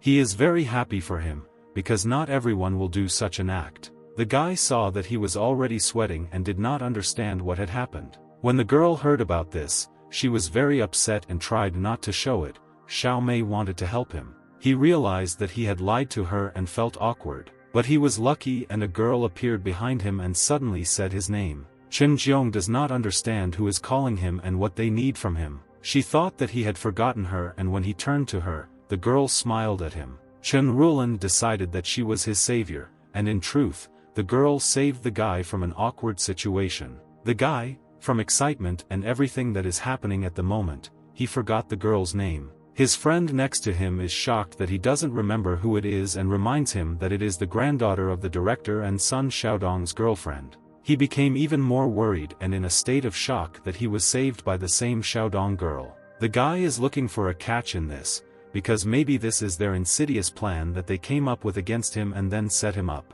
Unexpectedly, the girl told him to follow her for a while. Chen Jiong's friend is a little confused about how she knows him and he became interested in this. Xiao Mei was a little confused about what just happened and was upset. The weather was sunny. Two people came to the roof of the school to talk and decide something. The guy does not understand where she is leading him, but the girl talks to him jokingly and thinks that he is afraid of her. With directness, Chen Ruolin told the guy that she was interested in him.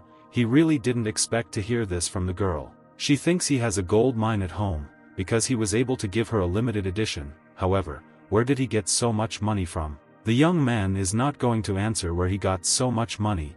It seemed to him that she was not happy with the gift. But for a girl, the meaning of satisfaction is not something you can buy with money. One way or another, the guy doesn't understand why the girl decided to help him. After all, she is the girl of that same Sun Xiaodong. The girl reminds that Xiaodong's company and himself are the arrogant people at school, but Chen Jiong appears and creates problems. However, she expects that his comrade will be able to defeat him or that he will consider this school as his home. The guy was surprised by the girl's words and doesn't know how to answer her. But Chen Jiong comes up with a plan to quickly get away from this conversation, because he doesn't want to cause trouble. Only the girl won't leave it like that and presses the guy for pity because he simply gives up. The young man proves that he is not weak, but simply does not want unnecessary trouble. But a friend came up with some kind of plan to check this and see if he was actually weak. Suddenly she reveals that if the guy wins, she will become his lover. He claims that children are so willful, but it is really good that children blossom. The girl came very close to the guy and kept up with him with questions, and still stood her ground. The young man will not be able to resist such a beauty. He really liked her. Immediately someone coughed so they could see who it was.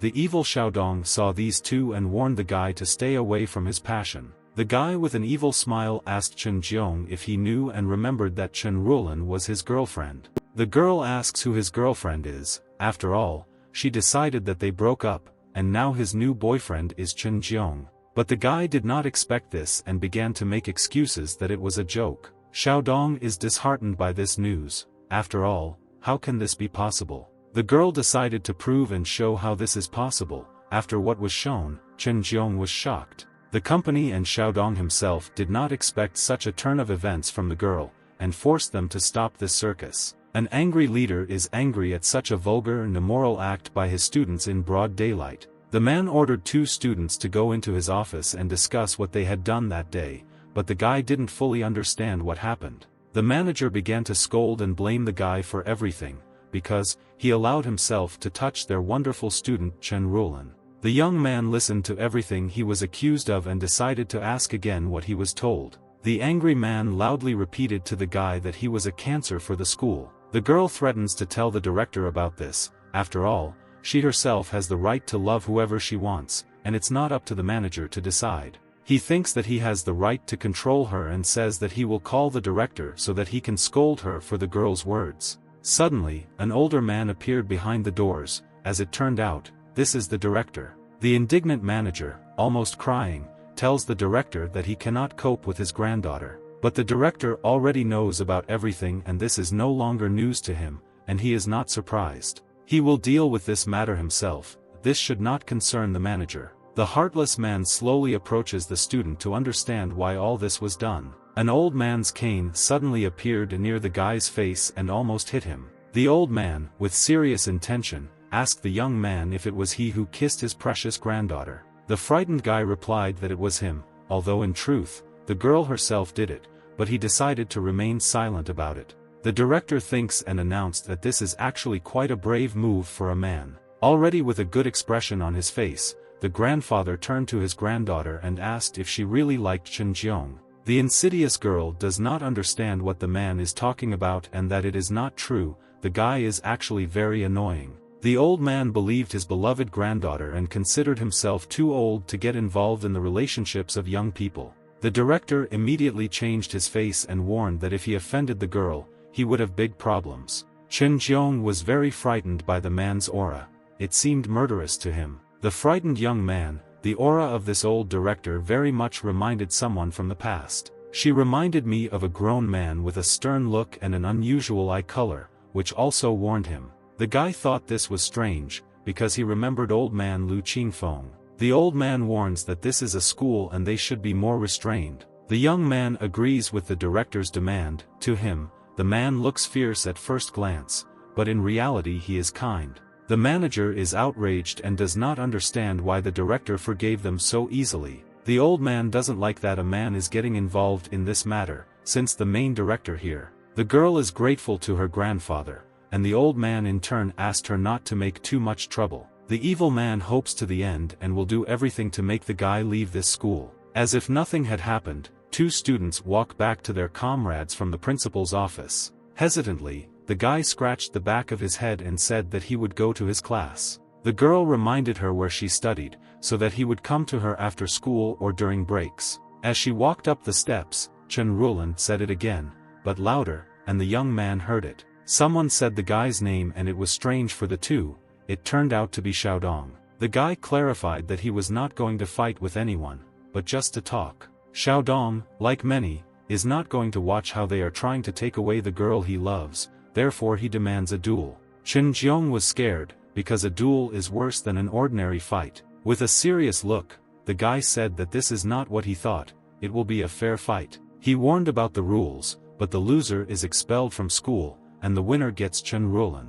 Chen Jiong is confused about how he will get it. After all, first of all, it is not something that can be obtained through a duel. The guy suddenly imagined himself to be a gentleman and that it was childish to fight for a girl. But the girl finds this proposal funny, although she doesn't mind people fighting for her. The guys are stunned by this news, and they definitely don't want to lose this chance. Chen Jiong hopes that the girl will calm down and be more careful with her demands. The young man nevertheless decides not to play this game and leave them alone, but the girl presses for pity, tries to disgrace the guy, and if he refuses the duel, then he accepts defeat. She thinks this only proves one thing: he cannot. Only a guy thinks that saying something like that to a man is a disgrace. After the girl pressed for pity, he decided to agree to the duel. For Chen Ruolin, an ordinary fight seems boring, so she makes the rules. The first round will be like this: since the exam is in 3 days, the one who gets the highest score wins the round.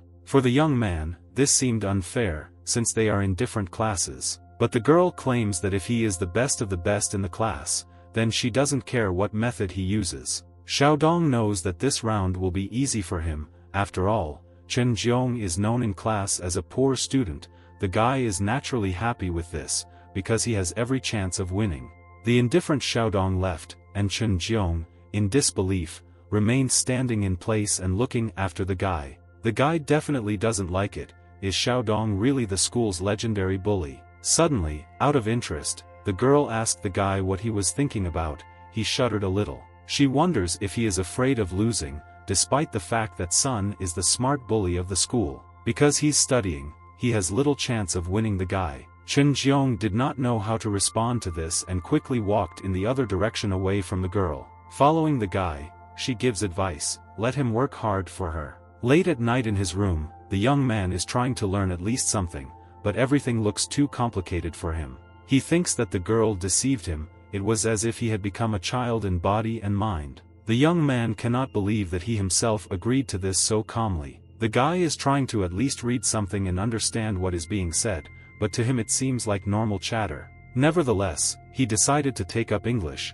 since he had studied it since childhood. However, everything is in vain. In thought, the comrade doesn't know what to do, but he can't let her look down on him either. Frustrated, Chen Jiong remembered what the director said about how good he was in chemistry. But he didn't learn anything from all this, because it wasn't interesting. Still, deciding to take the book, he opened it and saw what was written in it. With a fearful expression on his face, the guy understands that he does not understand anything. Opening a drawer under the table, he saw a strange jar. Chen Jiong guesses and thinks that this is the same weapon that guy was working on. He decided to open it to see what was there. It is impossible to describe this aroma, so he decided to taste it. The guy is perplexed as to what it really is. Unexpectedly, someone started knocking on the door. He suddenly went to open it to see who was there. As it turned out, Xiaomei was outside the door to ask something. The guy warily asked the girl why she decided to come. She was surprised that Chen Jiong forgot what he asked her to do.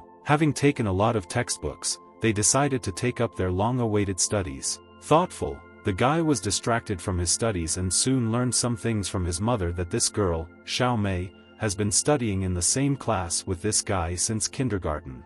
With a serious face, the girl loudly asked what he was doing. Concentrating and doing all the studying is too hard for a guy, therefore, everyone was on the verge of fatigue. A very tired young man goes to school and on the way there, someone met him. As it turned out, this was the same assistant or even savior of Xiaomei. She looked cheerful compared to the guy. For the girl he turned out to be strange and she became worried about him, but the guy just didn't have enough sleep. The teacher reminds the students that they must remember what they talked about today. After all, it will be on the exam. And you must definitely repeat the topic when they are at home. After that, the class was cleared. The guy remains among himself with a question about the exams, when joyful friends immediately appeared next to him. The guy certainly didn't look happy to have his friends there. He suddenly wondered if Zhao Long's father could give them the answer to the exams. As if nothing had happened, the young man jumped up from his seat to his friend and was very glad to meet him. The guy asked if they weren't best friends, because his friend was a little shocked by this reaction. Chen Jiong decided to take up his concocted plan and began asking strange questions. The comrade calmly continues to answer questions. The girl found it interesting why the guy was asking such questions and decided to see what was happening. In a whisper, the young man asks that he be able to get the answers to the exam. Zhao Long is shocked by his friend's request and does not understand what he is talking about. The guy decided to remind him that his father is not a teacher, but a dean. The clingy comrade does not try to retreat and calmly thinks that Zhao Long cannot help him. The guy begins to feel sorry that his friend is not going to help him, but he asks him to wait to think. A friend came up with some kind of plan and Chen Jiong believed and was even happy about it. The comrade told him his plan, and it seemed like a good idea. An elegant woman in a short red dress, someone called unexpectedly. She wondered who it was, but as it turned out it was Chen Jiong. She hopes that he hasn't fallen in love with another girl again and doesn't want to give her a gift worth hundreds of thousands of dollars. The woman understood this hint about silence and asked in a loud tone of voice how long this time, because she still remembers that incident. The guy needs a considerable amount of money. The girl thinks this amount is too small to get some girl. The young man further proves that it was an accident, but the woman already understood this. He remembered something in the guy's bookcase and delivered that information to her, so that someone can take it from there. The woman understood and finally said, let the guy not drag her into his problems, because he knows the consequences. The slightly frightened and clumsy guy answered her with consent. Walking down the corridor, he saw his friends and decided to catch up with them, probably to ask about something. The guys saw him and were glad to see their friend and talk to him. The guy decided to ask how things were going with his request, hoping everything worked out. Zhao Long proves that there is no need to worry about this as he has taken care of everything. But he warned that his father would make the rounds because he had a bad opinion of Chen Jun and that he should be careful. However, the guy doesn't seem worried about this information, because he's ready for anything. The young man claims that he would not fight in a battle for which he is not ready. His friends began to admire him. For many, Chen Jiong is becoming more and more wonderful, but not the same as before. The principal announces to the students that this is a citywide exam and will be conducted under the direction of the principal. Therefore, you need to take this seriously. The woman also asks not to use anything unless it is related to the exam. The exam began, everyone began to write it diligently. Chen Jiong tries to calm himself down and not give in to fear. Besides, he has a couple of ways. The first way is to reduce all the main points to a minimum and stick them to the inside of the jacket with double-sided tape for convenience. But the guy didn't think about the weather and how he would feel in warm clothes. After all, he won't last long. The manager watches him very closely so that he cannot write off anything or do anything unnecessary. The man does not understand why the young man sweats so much. He suspects something is wrong and why the guy wore so many clothes on such a warm day. Does he really want to get heatstroke? The guy doesn't understand what the manager means, but the man himself wants to help his student. The first trick was a failure. The dean took away all his well-prepared answers. It turned out to be more difficult than the guy imagined. Luckily the guy has a second trick. This is a sticker on a drink bottle. You need to reduce all the main points to a minimum and insert them on the back of the label, and then use clear glue to carefully stick the label to the bottle. He thinks that he needs to drink from the bottle and everything will be under control. The guy reaches out to the bottle, but suddenly the manager takes it away. The man claims that drinking drinks is harmful to physical development. The suspiciously kind leader asked the teacher to prepare tea for the student to relieve his thirst. The student is stunned that the man decided to do this and once again the trick fails. The teacher walks from one end of the classroom to the other, and Chen Jiong watches. The guy doesn't understand why he walks near him and what he needs. The insidious man assures that the young man is too small to go against him. The bell rang. Everyone must immediately stop writing their papers and turn them in. The exam results had already been posted and everyone was crowded around them until there was no way through. Some people don't understand why Xiao Mei is number one on the list, but most of them don't take their studies seriously. What surprised everyone was that Chen Jiong was in second place, scoring a high score. Zhao Long is trying to somehow support his friend and the fact that he has every chance of winning, but the guy is not happy about it. The day before the exam, he claims that he will not be able to improve his result in a short time, only he has a friend's way. The guy proves that there is no problem that money can solve. He asked his friends to get rid of people who could somehow interfere with him. The brothers got down to business. The first they gave was a photo autographed by her beloved Lu Han. She liked it and didn't believe it at first. Second, they decided to give the guy the latest phone. He definitely liked it. Third, the guys approached a classmate and gave him a game console. The student didn't believe it at first, but he definitely liked it. They decided to give a cute little girl tickets to Wu Yifan's concert. She was naturally glad of this. But they decided not to give anything to the last person, but to shake their fist. He agreed to such a gift. However, Chen Jiong forgot about one more person in the end. After forgetting, he felt awkward. Suddenly someone spoke his name from behind him. The guy was a little scared. It turns out it was Xiao Mei. she didn't expect the guy to take second place and was a little surprised. He was a little embarrassed that she praised him, but the young man began to prove the opposite and that this was her merit. Someone interrupted their conversation to say something important. A friend announced that Sun Xiaodong was the best in his class. Everyone was stunned by this news. Chen Jiong looked upset that he lost by 2 points. The guy definitely wears glasses for a reason. It seems to him that all of them are hooligans, quite educated. He thinks that if he knew, he would defeat him by force and Xiaodong would beg for mercy. Some individual said his name in his direction. A little confused, the guy turned towards the man.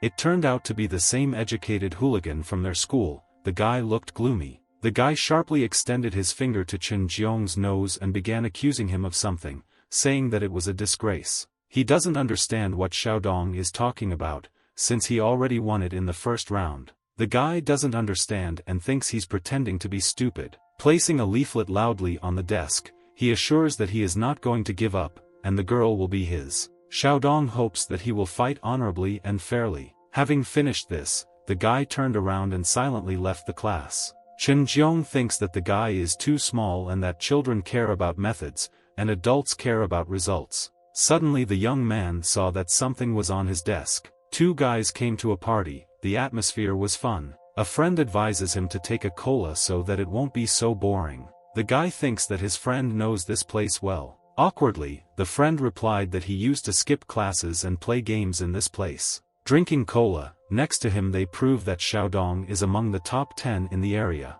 As it turns out, he is also an expert in slot machines and something that not many arcades in the area can accommodate him.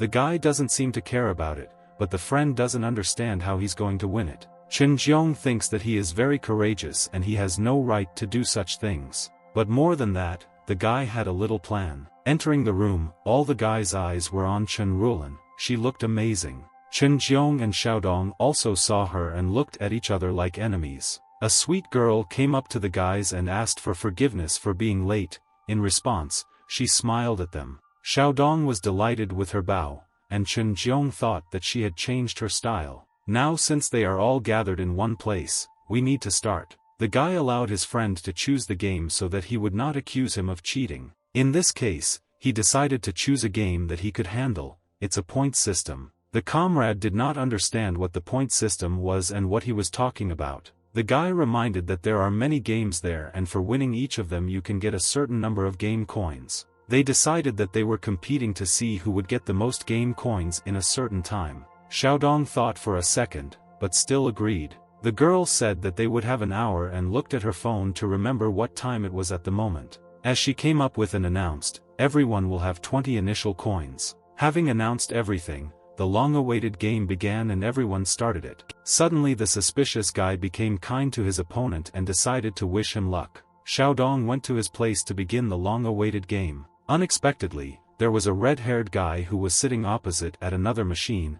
I decided to offer a couple of games with it. The young man agreed, but only for coins. Sun Xiaodong's comrade knows that the guy knows that fighting games are the most profitable type of games. Friends laugh at Chen Jiong because he walks around as if nothing is happening. The guy decided to try his luck and try to get moments in the most complex slot machine. Zhao Long was very scared for his brother, because not everyone is so lucky to earn coins in this way. The girl is also watching this and it's even funny to her, and she's wondering how he's going to win. The guy knows the strategy. How can you win at this machine and get coins? He tosses a coin. I almost managed to get at least something, but it was all in vain. Besides this, the 2 guys continue to play games. Xiaodong looks calm and even defeats his opponent. He's beaten this guy dozens of times already, but the man doesn't just try to lose. For these games, he has already earned 30 coins. This is not a small amount for such a time. Chen Jiong still tries further and believes in his luck,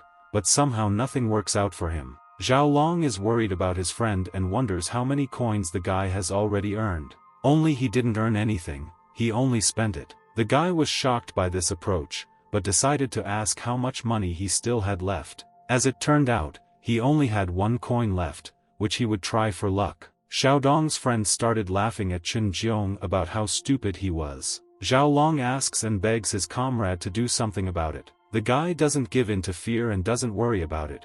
He also asks the guy to calm down and be quiet. He takes out his last coin, and everyone will know whether he is lucky or not. The young man had already gathered his strength and hopes of winning at least something. An incredible force appeared that cannot be described in words. Everyone was blinded by this wave. The girl is confused about what will happen. The guys are shocked and what will be the course of events. In fact, the coin fell in the very center. Luck was on the guy's side. A friend of their opponent does not understand how this is possible and how he did it. In fact, the guy is smart and thinks logically in a way that others would not think. That's why he won. The guys are happy and consider themselves cool because the victory is theirs. Chen Jiong thinks that they are still too young. They are gone. The girl didn't say anything to the guy, but she thought that he had the courage. The man is still trying to win the guy, but he is already on the verge of fatigue and aggression. Xiaodong is calm compared to the man and considers him a weakling. He is glad that he will win. Quickly running to Xiaodong, the friend warned that their opponent had more than 60 coins. The guy was surprised and didn't believe how he could have more than 60 coins. The man does not understand why the guy stopped and does not continue the game. Therefore, I told him to concentrate. The young man is very angry with this news and another man is talking to him at hand. But if a man wants to play so badly, then he will arrange a game for him. Xiaodong demands that he be a good boy and that the weak should not indulge him. The man is nervous and does not understand how the little guy will win him. Xiaodong's friend stares at the guy, to scare him. The man really became nervous and slightly frightened by such a look and facial expression. He understood and decided to leave so as not to run into trouble. The fat man is glad that he was scared of him. Zhao Long assures that the guy is good at this game and that he should try to win again. The guy thinks his friend is crazy because he has already spent all the money. The friend realized that he had said an unreasonable thing,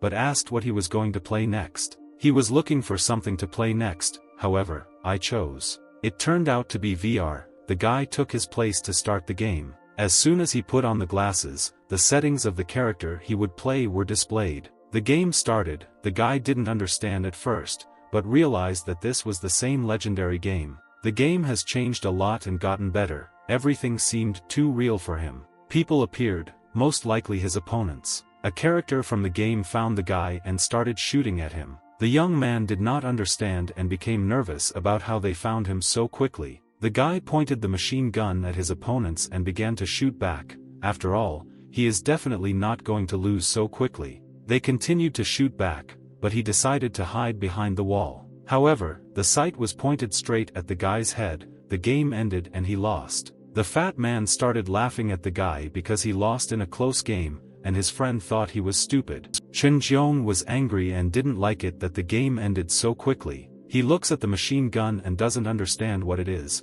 After all, it doesn't look like the real one. Holding the sweet in his hands, Xiaodong's friend replies that it was as if the guy was holding a real weapon. The young man decided to repeat the game again. This time he already hopes to win. But the fat man stands his ground and doesn't believe in the guy's skills. It seems to him that he will lose again. The game has begun. The guy runs at the opponents and fires at them. They shoot back, but he manages to hide. He comes up with a strategy to remove them from sight. The young man began to shoot at them and everything turned out successfully. The two guys are shocked at how he did it and that he was able to win. To the guys, what was demonstrated seems incredible and impossible. How can this be? The young man looked very tired after this, thinking that it was all over. He heard something behind him. Suddenly, the wall behind the guy began to collapse. There was a huge tank driving towards him. He did not fully understand what had happened and how he could fire at the tank. The guy started to run away from the tank, but they started shooting at him. At the last second, he managed to run and hide behind the wall so as not to lose. Turning his head, the boy saw a shell that could blow up a tank. Unexpectedly for everyone, from behind the wall, the guy launched a shell directly at the tank. He won the round. Now hellish mode has been activated for him. A girl is choosing something from a drink machine, but someone is calling her. The excited guy quickly ran to her to tell her the news. As it turns out, Chen Jiong will win Xiaodong by the number of coins. Chen Rulan is amazed that Chen Jiong himself wins, but the girl is not surprised that it was on the coin pusher that he earned so many coins. The fat man recalled that profits from fighting games are higher than from VR shooters. Soon everyone will know who won this round. The unfamiliar guy is surprised by how Chen Jiong plays hell mode. Not everyone is capable of this. Zhao Long assures that if he had not seen this with his own eyes, he would have thought that he had turned on cheats. The guy plays very skillfully and shoots at his opponents, he makes it look easy. But this game brings too little profit for him, he definitely doesn't like it. The unknown man plays this game very skillfully, he even shoots through his opponents with ease. There were opponents with the same number of points, but for two,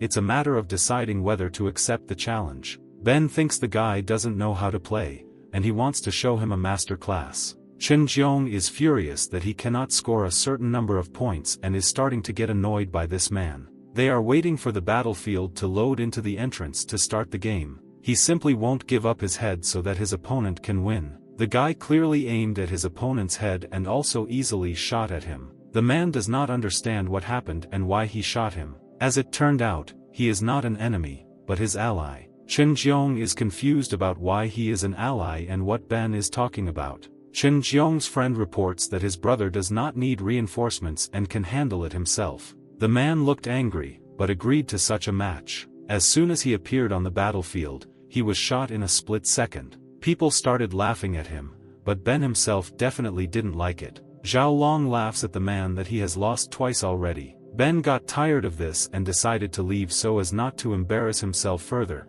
only now he came up with some kind of plan.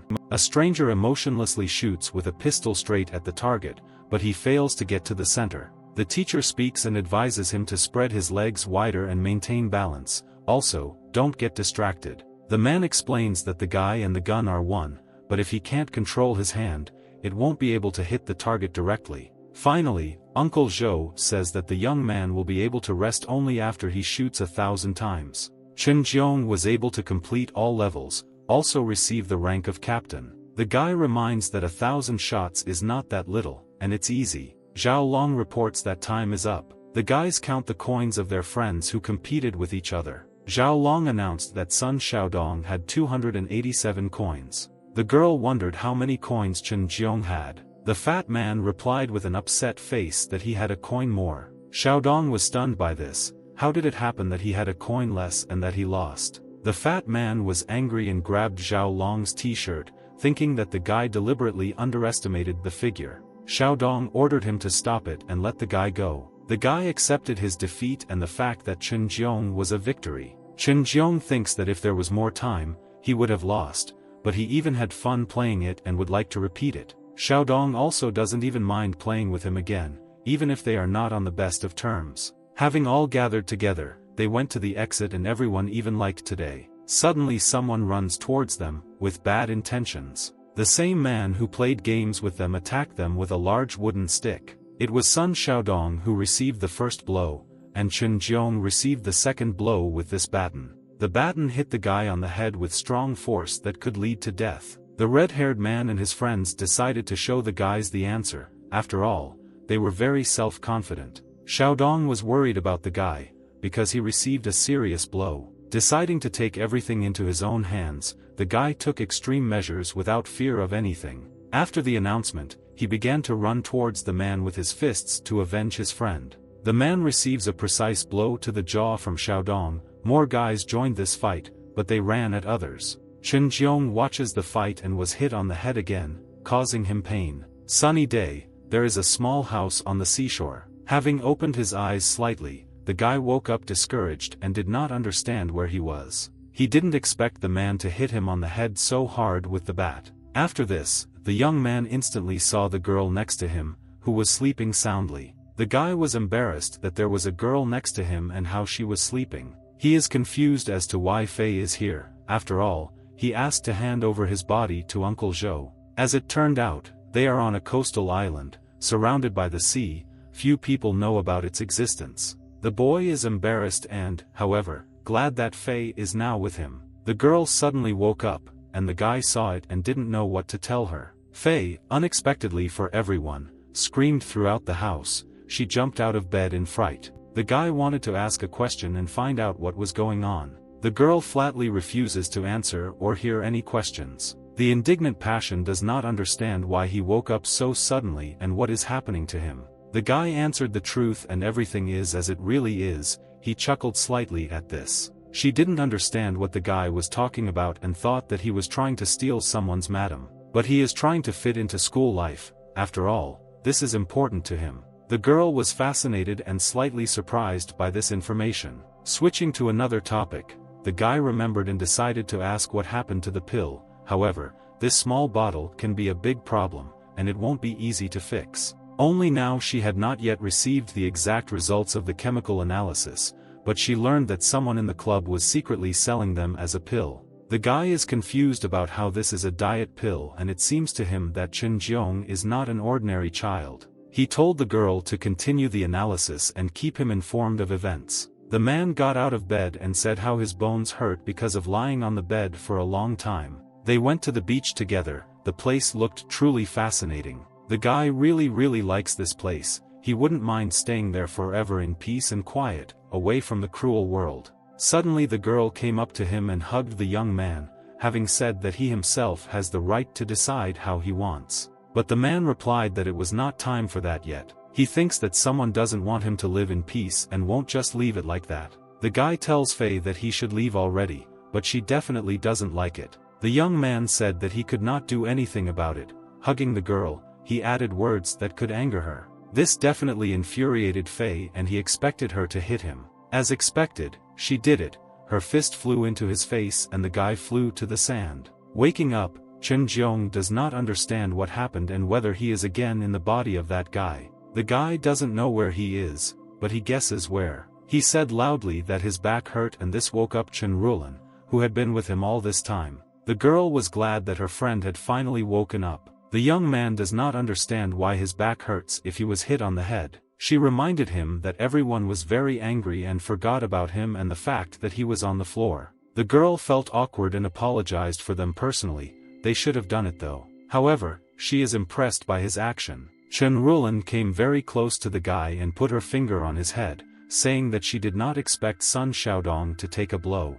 The girl asked if he still had a headache. She wanted to help him so that it wouldn't hurt. The guy nervously replied that his head no longer hurts, but only his back, and he was surprised at how quickly modern girls grow. Someone suddenly interrupted their conversation and said the guy's name. The two of them turned their heads towards who was calling him.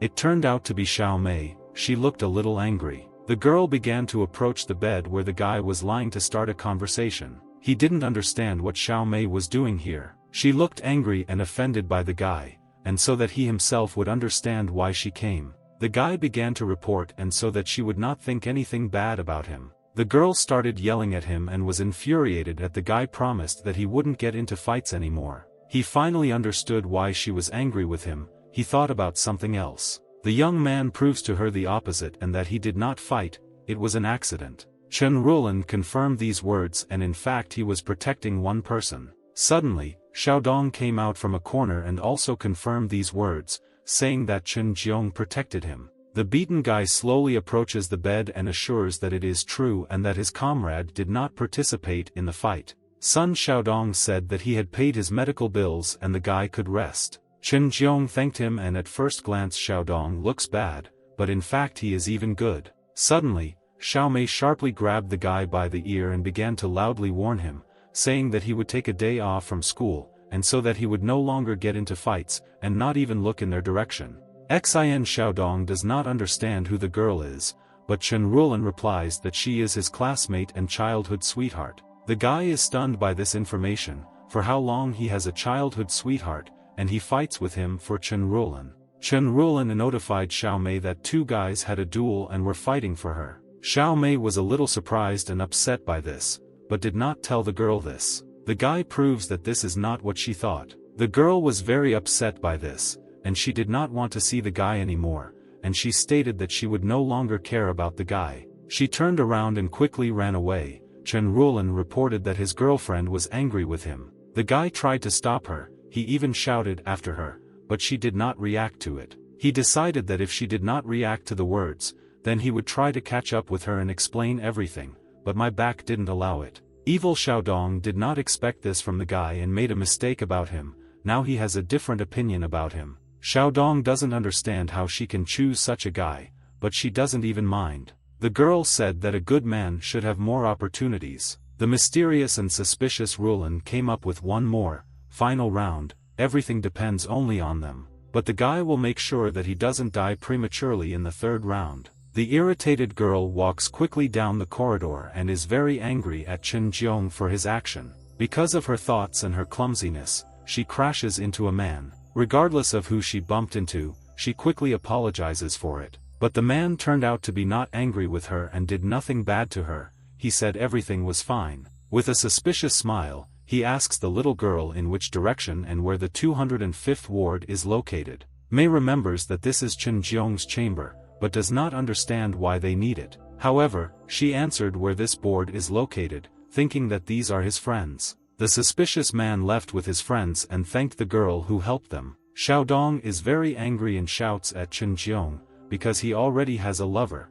and he is fighting for Rulan. The guy proves to him that he has to make a choice and he can't have everything. For a young man, these are boring and prove that only children choose one thing. He leaves with those talking. He reminds Xiaodong that it was he who proposed the duel and he doesn't care if he wants to call it off. It infuriates Xiaodong that the guy is pressing for pity, and suddenly someone entered the room. The guy turned his head sharply towards the door and saw his uncle, not understanding what he's doing here. His uncle decided to visit him because he learned that his nephew was injured due to a fight. Chen Jiong was surprised and a little scared that it was a Shopee. The man recognized the guy by his appearance. He is shocked that this man is Xiaodong's uncle. Xiaodong's uncle thanked him for saving his nephew, but Chen Jiong does not feel like a savior as they say. At first glance, his uncle is kind to him and brought him home-cooked chicken soup, which is good for health. In truth, the guy was not happy about this soup, but in order to seem good, he smiled at the man and thanked him.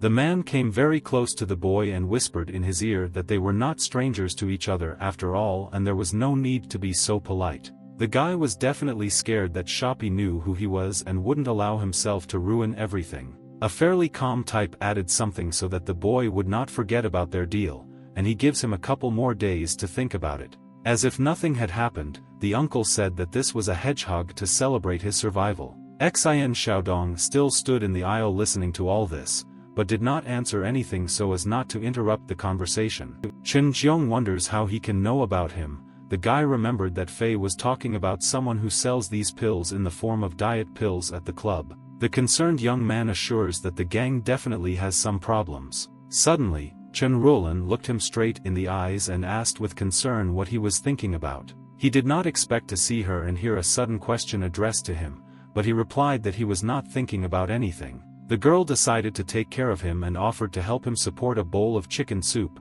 He thanked her for her help. She decided to feed him, but he doesn't like it because he didn't break his arm. Xin Xiaodong is watching all this and he certainly doesn't like it. He is angry at what his crush is doing. Clenching his fist in anger, his uncle suddenly called him. He ordered him to follow him to ask him about something important. They turned away from these two and went out into the corridor in order to find out something. The girl definitely suspected something and perhaps realized that the guy didn't like this situation. Leaving the ward, my uncle asked a question. He thinks it was Sun Xiaodong who fought with Chen Jiong. The guy assures that this is not so, and his friend was simply trying to protect him. Chen Rulan seemed like a cute girl to Xin Xiaodong's uncle, and he heard that the two of them were dueling over her. The guy did not answer anything to this, but the man asked if his help was needed in this matter. Sun Xiaodong proves that his personal life will be sorted out by himself, since this is not his uncle's business. A little mockingly, the uncle replied that he still would not interfere in his nephew's affairs. The man was already leaving the hospital, but finally said that if the guy needed help, he should tell him. In a tall building in another office, the chairman is reminded that she has a meeting. As it turns out, the girl's father wants to know if she will be back for dinner. She is unhappy that the guy left her to look after the house while he went to school. Near the mug of coffee there is a phone on which a new message has arrived for the girl. A woman with elegant purple curls and a serious expression on her face takes out her phone to read who and what is texting her. As it turned out, it was Chen Jun who reported the problem with Shopee and Chen Jun. She doesn't understand what the problem is with Shopee and Chen Jun himself. 2 days later, Chen Jiong was told that he would be discharged from the hospital today. Sun Xiaodong was glad that the guy was discharged, but reminded him that there was still one more round left. The young man still does not show mercy to his comrade, despite the fact that he saved him. He told them to meet at the stadium in 3 days. Chen Jiong thinks Xiaodong is a good guy, but he didn't expect that Shoppy is his uncle. Fei wrote to him and she learned that Chen Jiong and Shoppy are not directly related to each other, but there is a problem about the lost dogs. The guy didn't like this news and it looks like he himself will have to sort out the relationship between Chen Jun and Shoppy. Outside the window it looks like the sun is setting, but the young man is looking for something in his room all day. Suddenly, someone called on the phone that was lying on the table. He quickly got up from under the table and was confused about what and who needed from him. As it turned out, it was Fei's favorite, who was trying to reach him via video call. A serious girl said that she received information about a diet pill and it turned out that they were being sold by lost dogs. After hearing this, he became sharply wary that these were lost dogs and this meant that the Shoppy were somehow connected with them. Having finished speaking, Fei added that the analysis of the pill had arrived and it was the same pill that they were selling. A huge minus about this pill is that it is much worse than other special weight loss drugs. The guy got angry, because how the Shoppy has the nerve to do this. He told the girl that he had forbidden the gang from selling illegal substances, but they still stood their ground. The worried lover is worried about the guy, since the last time was unsuccessful. He knows and understands this, but assures that times have changed as well as people, and that the girl should not worry about him. Fei, who did not understand, decided to ask him what he would do next. The mysterious Tianxia with an insidious smile says that everything is very simple, he will just go get acquainted with the Shoppy. The guy only had the question of how to get back to his body, but he did not come up with a plan on how to do this. But he has developed a good way to do it and, most importantly, without harming himself. He decided to drink a lot of alcoholic drinks to quickly return to his body. The young man, who was already in a drunken state, decided to get up from where he was sitting, but on the way he tripped over a bottle and fell loudly. In the center of a beautiful city, someone found themselves in a local KTV club. As it turned out, it included Sun Xiaodong's uncle, who was in the VIP room with his friend and many beautiful women near him. Comrade Shoppy is worried that Chen Jiong will find out about the diet pill, but Shoppy tells him not to stand out too much and then no one will know. A man with an insidious and gambling look assures that this will not last long. Tip smiled from ear to ear and announced that the whole city would be his. From such an announcement, everyone began to laugh, thinking that it was not serious. Suddenly someone started knocking on the door, almost knocking it down. Shoppy didn't expect this and he definitely didn't like it. He thought that this man was very brave and was not afraid of consequences. Instantly, some strangers nevertheless knocked down this door. The guys were very angry about this and were ready to go to extreme measures so that strangers would not be so brave. As it turned out, it was Tianxia and his friend who came for business. Shoppy was very surprised and afraid that it was the same Wang Tianxia who came to them. The guys who are in the Shoppy group are very afraid of this young man and definitely don't want to run into trouble, especially not with him. The man doesn't understand what the guy is doing here, because he had to be abroad on vacation. Wang Tianxia is stunned that a man is rich enough to indulge in such whims. But the frightened and excited Shoppy barely tries to say that this is a gift from his friend. The guy liked this smell, I even decided to taste it. The guy sat down on the sofa and began his conversation, for which he specially came to the club to see Shoppy.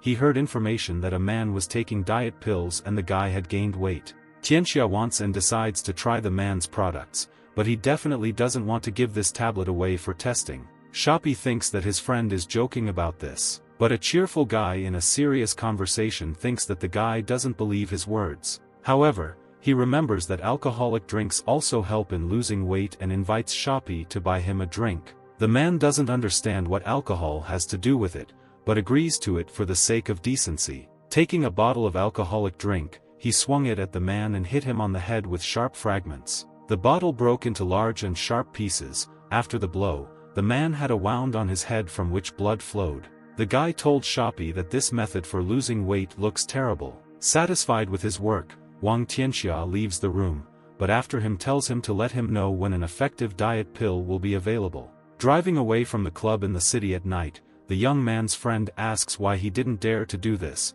but he replied that it was not time yet. He claims that the lost dogs are just a cover for some kind of deal. The comrade thinks that the guy means that the dogs do this because someone is behind them. Tianxia thought that he meant that Shoppy would be able to resist him in business. Therefore, He wants to do everything on his own and force the man to make a move, and his friend should just keep an eye on him. KTV Club, in the VIP room, Sun Xiaodong's uncle remained injured in the room, kneeling with his palms on the floor. He begins to laugh nervously and aggressively, warning that Tianxia himself pushed him to make such a move. Four guys are standing near a new motorcycle they bought. The guy is delighted with the motorcycle, because it's the same Harley-Davidson 883. Xiaolong is definitely not happy that Chen Jiong is late for the meeting, but their friend is looking forward to it. The comrade saw that the guy had finally arrived and told everyone this. Chen Jiong did not look cheerful and happy about this meeting, but he arrived on his old motorcycle. Sun Xiaodong only looked at his comrade, but did not say anything, didn't even say hello to him. Getting off the motorcycle and taking off his helmet, he was surprised that the guys arrived so early for the meeting. A friend saw this old and poor motorcycle and decided to ask if it would definitely be able to accelerate 40 kilometers per hour, but the guy himself doesn't know this. An excited friend wants to ask again and confirm that he is definitely ready to use it at the race. However, the young man is 100% sure of this, because he borrowed it from one person with difficulty. Sun Xiaodong thought that the guy underestimated him so much that he chose the oldest moped against him. But he argued that this was not so and would see if it would work. Sun Xiaodong was already tired of talking so much and finally proposed to start the round. After all, Rulin is already waiting for them. Walking along the corridor, cleaners pass by them, but they do not pay attention to this and continue talking among themselves. They finally reached the rest room after a couple of minutes. Opening the door, we saw a fat man lying on the floor. The guys are scared and don't understand what happened to him. The fat man is turned over onto his back and is rendered unconscious. Sun Xiaodong tried everything to make him wake up. The guy woke up, but he looks beaten and doesn't understand what happened. Sun Xiaodong is trying to find out at least something about what happened and where Rulin herself is, but the comrade is unable to answer anything. However, he was able to say something. As it turned out, Chen Rulin was kidnapped. Chen Jiong immediately became suspicious of the workers who passed by. He told everyone to quickly run after the two guys who were just pushing the box. These two guys quickly walked up to the car and put all the cargo in the trunk of the car. When they did this, they quickly set off. The guys ran out of the room and tried to catch up with them, but they had already left. However, Chen Jiong jumped on his moped and set off in pursuit to rescue Rulin. Meanwhile, in the car, two workers are discussing a girl. One of them really liked the way Chen Rulin looked, but the second reminded him of the order. He understood what he said and justified himself by saying that he was thinking out loud. A man tells his friend that two motorcycles have been following them for a long time, but the one behind the wheel can't remember if it's those children. But one of them came up with a way to get rid of these children and told his partner to see how he could. The car accelerated sharply, and this was definitely not expected by the guys who were chasing them on motorcycles. Sun Xiaodong now thinks that they have no chance of catching up with them, but Chen Jiong added that his old moped should not be underestimated. Pressing on the gas, the motorcycle suddenly accelerated quickly, and the guy did not expect this. He began to overtake all the cars that were in front of them. Sun Xiaodong was surprised at such speed from such a motorcycle. Overtaking all the cars, the guy finally caught up with his enemies. He turned his head back to see where Sun Xiaodong was, but saw that he could not keep up with him. The guy, concerned about the girl, cannot understand who could have kidnapped her. He believed that this kidnapping was because of him and that he was to blame. Driving off the road, the men turned in the direction where they needed to take the girl. Having exited the car, they were immediately ordered to get it out and take it inside the premises. The man reported that other people were following them, and that his comrades solved this problem. Having almost arrived at the place, Chen Jiong does not understand what kind of place this is. He saw the car and hid behind a stone to check if there was anyone and if the area was empty. The guy silently ran up to the car from behind and tried to open it. He saw that the car was empty and the girl was not there. Suddenly someone saw him and asked if he was looking for someone. Behind him were a couple of people from the group that stole Chen Rulin. Wang Tianxia remembered Tanta, which is one of the ancient martial arts. It turns out to be the prototype of modern karate. It also emphasizes the speed and lethality of the attack. Therefore, when fighting an enemy, they often concentrate on killing their opponent. The teacher explains that when attacking an enemy, he must be fast and ruthless. He also added that the guy would practice this hundreds of times, every day. Remembering all the techniques, he is very good at fighting off his enemies. He does and shows impossible things that are difficult for an ordinary person to repeat. He finally fought off all the guys and was able to catch his breath from what happened. The young man immediately began asking where Chen Rulan herself was and why she surrendered to them. The dog gang man thinks he's crazy. After all, not everyone can run into them. Chen Jiong was surprised that these were the same lost dogs. The guy smiled and told the guy that it was not bad, which is why he still had his backbone intact. He took a knife that was on the ground near the guy. The man from the group was scared and doesn't understand why he took the knife. What is he going to do with it? The guy looked crazy, but he didn't have time to play with them and decided to do what he wanted. He threw a sharp knife over the guy, which flies right at his face. The boy began to cry, because he was not ready to say goodbye to life so easily. But fortunately for him, the sharp knife did not hit him, but fell near his ear. Chen Jiong said sarcastically that he missed the knife and didn't hit the target directly. Smiling, he declares that he is not accurate enough and needs to practice it on the boy and hit it this time. Scared to death, the guy ran away from Chen Jiong on all fours, like a wild animal. Lastly, so that he doesn't relax, Chen Jiong threw a knife after him, which ended up near his hand. He begged not to kill him, and that for the sake of his life he would tell where Chen Rulan was. The confused little guy doesn't really know where they took her, but after they handed over the girl, they were told to look for Chen Jiong. The guy realized that it was all because of him. However, I decided to ask him why they needed Chen Jiong.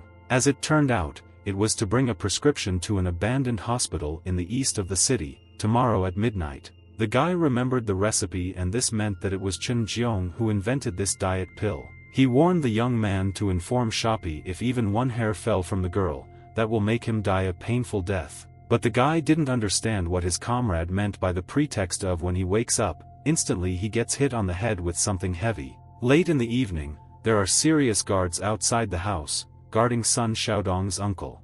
Shoppy lies on the sofa and discusses some important deal, but his nephew burst into his room. Sun Xiaodong reported that Chen Rulan was kidnapped and asked the man for help. He wondered how his nephew knew this. He proves that he saw it with his own eyes and that someone grabbed her before the last round with Chen Jiong. The guy further asks for help, but his uncle doesn't seem to care about this and asks again whether Chen Jiong chased after them. A very suspicious and indifferent man replies that he will take care of this problem, but the main thing is that Sun Xiaodong stays away from this matter. The young man wanted to agree something, but his uncle did not allow him to do this and ordered him to leave. This situation seemed strange to him. However, he is counting on his uncle. The evil Sun Xiaodong walked away from Shoppy's house so as not to see the man. Shoppy is funny with his nephew, but only he knows the whole truth. Sun Xiaodong cannot understand who could have stolen his beloved Chen Rulan, but he changed his mind about leaving, deciding that he needs his uncle's help. He makes the choice to return to the house and talk to him about all this. Meanwhile, after his nephew leaves, Shoppy keeps telling his friend that Chen Jiong and Wang Tianxia fell for his trick. But the comrade asks if he is 100% sure that Wang Tianxia will appear. But Shoppy turned out to be smart enough and checked everything in advance. The man decides that they will give Kay another chance and see if she can take his life again. The comrade assures that he has quite a big appetite, but all because Tianxia forced him to do it. He believes that since the guy took the initiative, so why not destroy it? Behind the slightly open doors, Sun Xiaodong stood all this time and listened to the entire conversation from the very beginning. The surprised girl listens to everything through a video call that the guy even found out. As it turns out, Shoppy wants to buy back the recipe for the pill, but what he will do is becoming more and more interesting for her. Wang Tianxia reminds that the recipe for the pill is not his, but Chen Jiong himself, and he does not know where to get the recipe. All that remains for him is to act badly and take extreme measures. Only the worried Fei begs him to think carefully. After all, the Shi City Mafia has been living in this world for a long time. Now, if he doesn't want to wake up Chen Jiong from another universe, the best solution would be to get the recipe first. But he will never agree to this. Even if they receive this recipe, under no circumstances should it fall into Shoppy's hand. Suddenly the guy received a call on his number and the conversation with Fei was interrupted. He answered a call from a stranger. It turned out to be Sun Xiaodong, who asked the guy to come out. he has an important conversation. Chen Jiong was surprised that his friend came to him at such a late time so that he could find out some important information. The young man looked down from his balcony and indeed saw Sun Xiaodong standing near the lantern.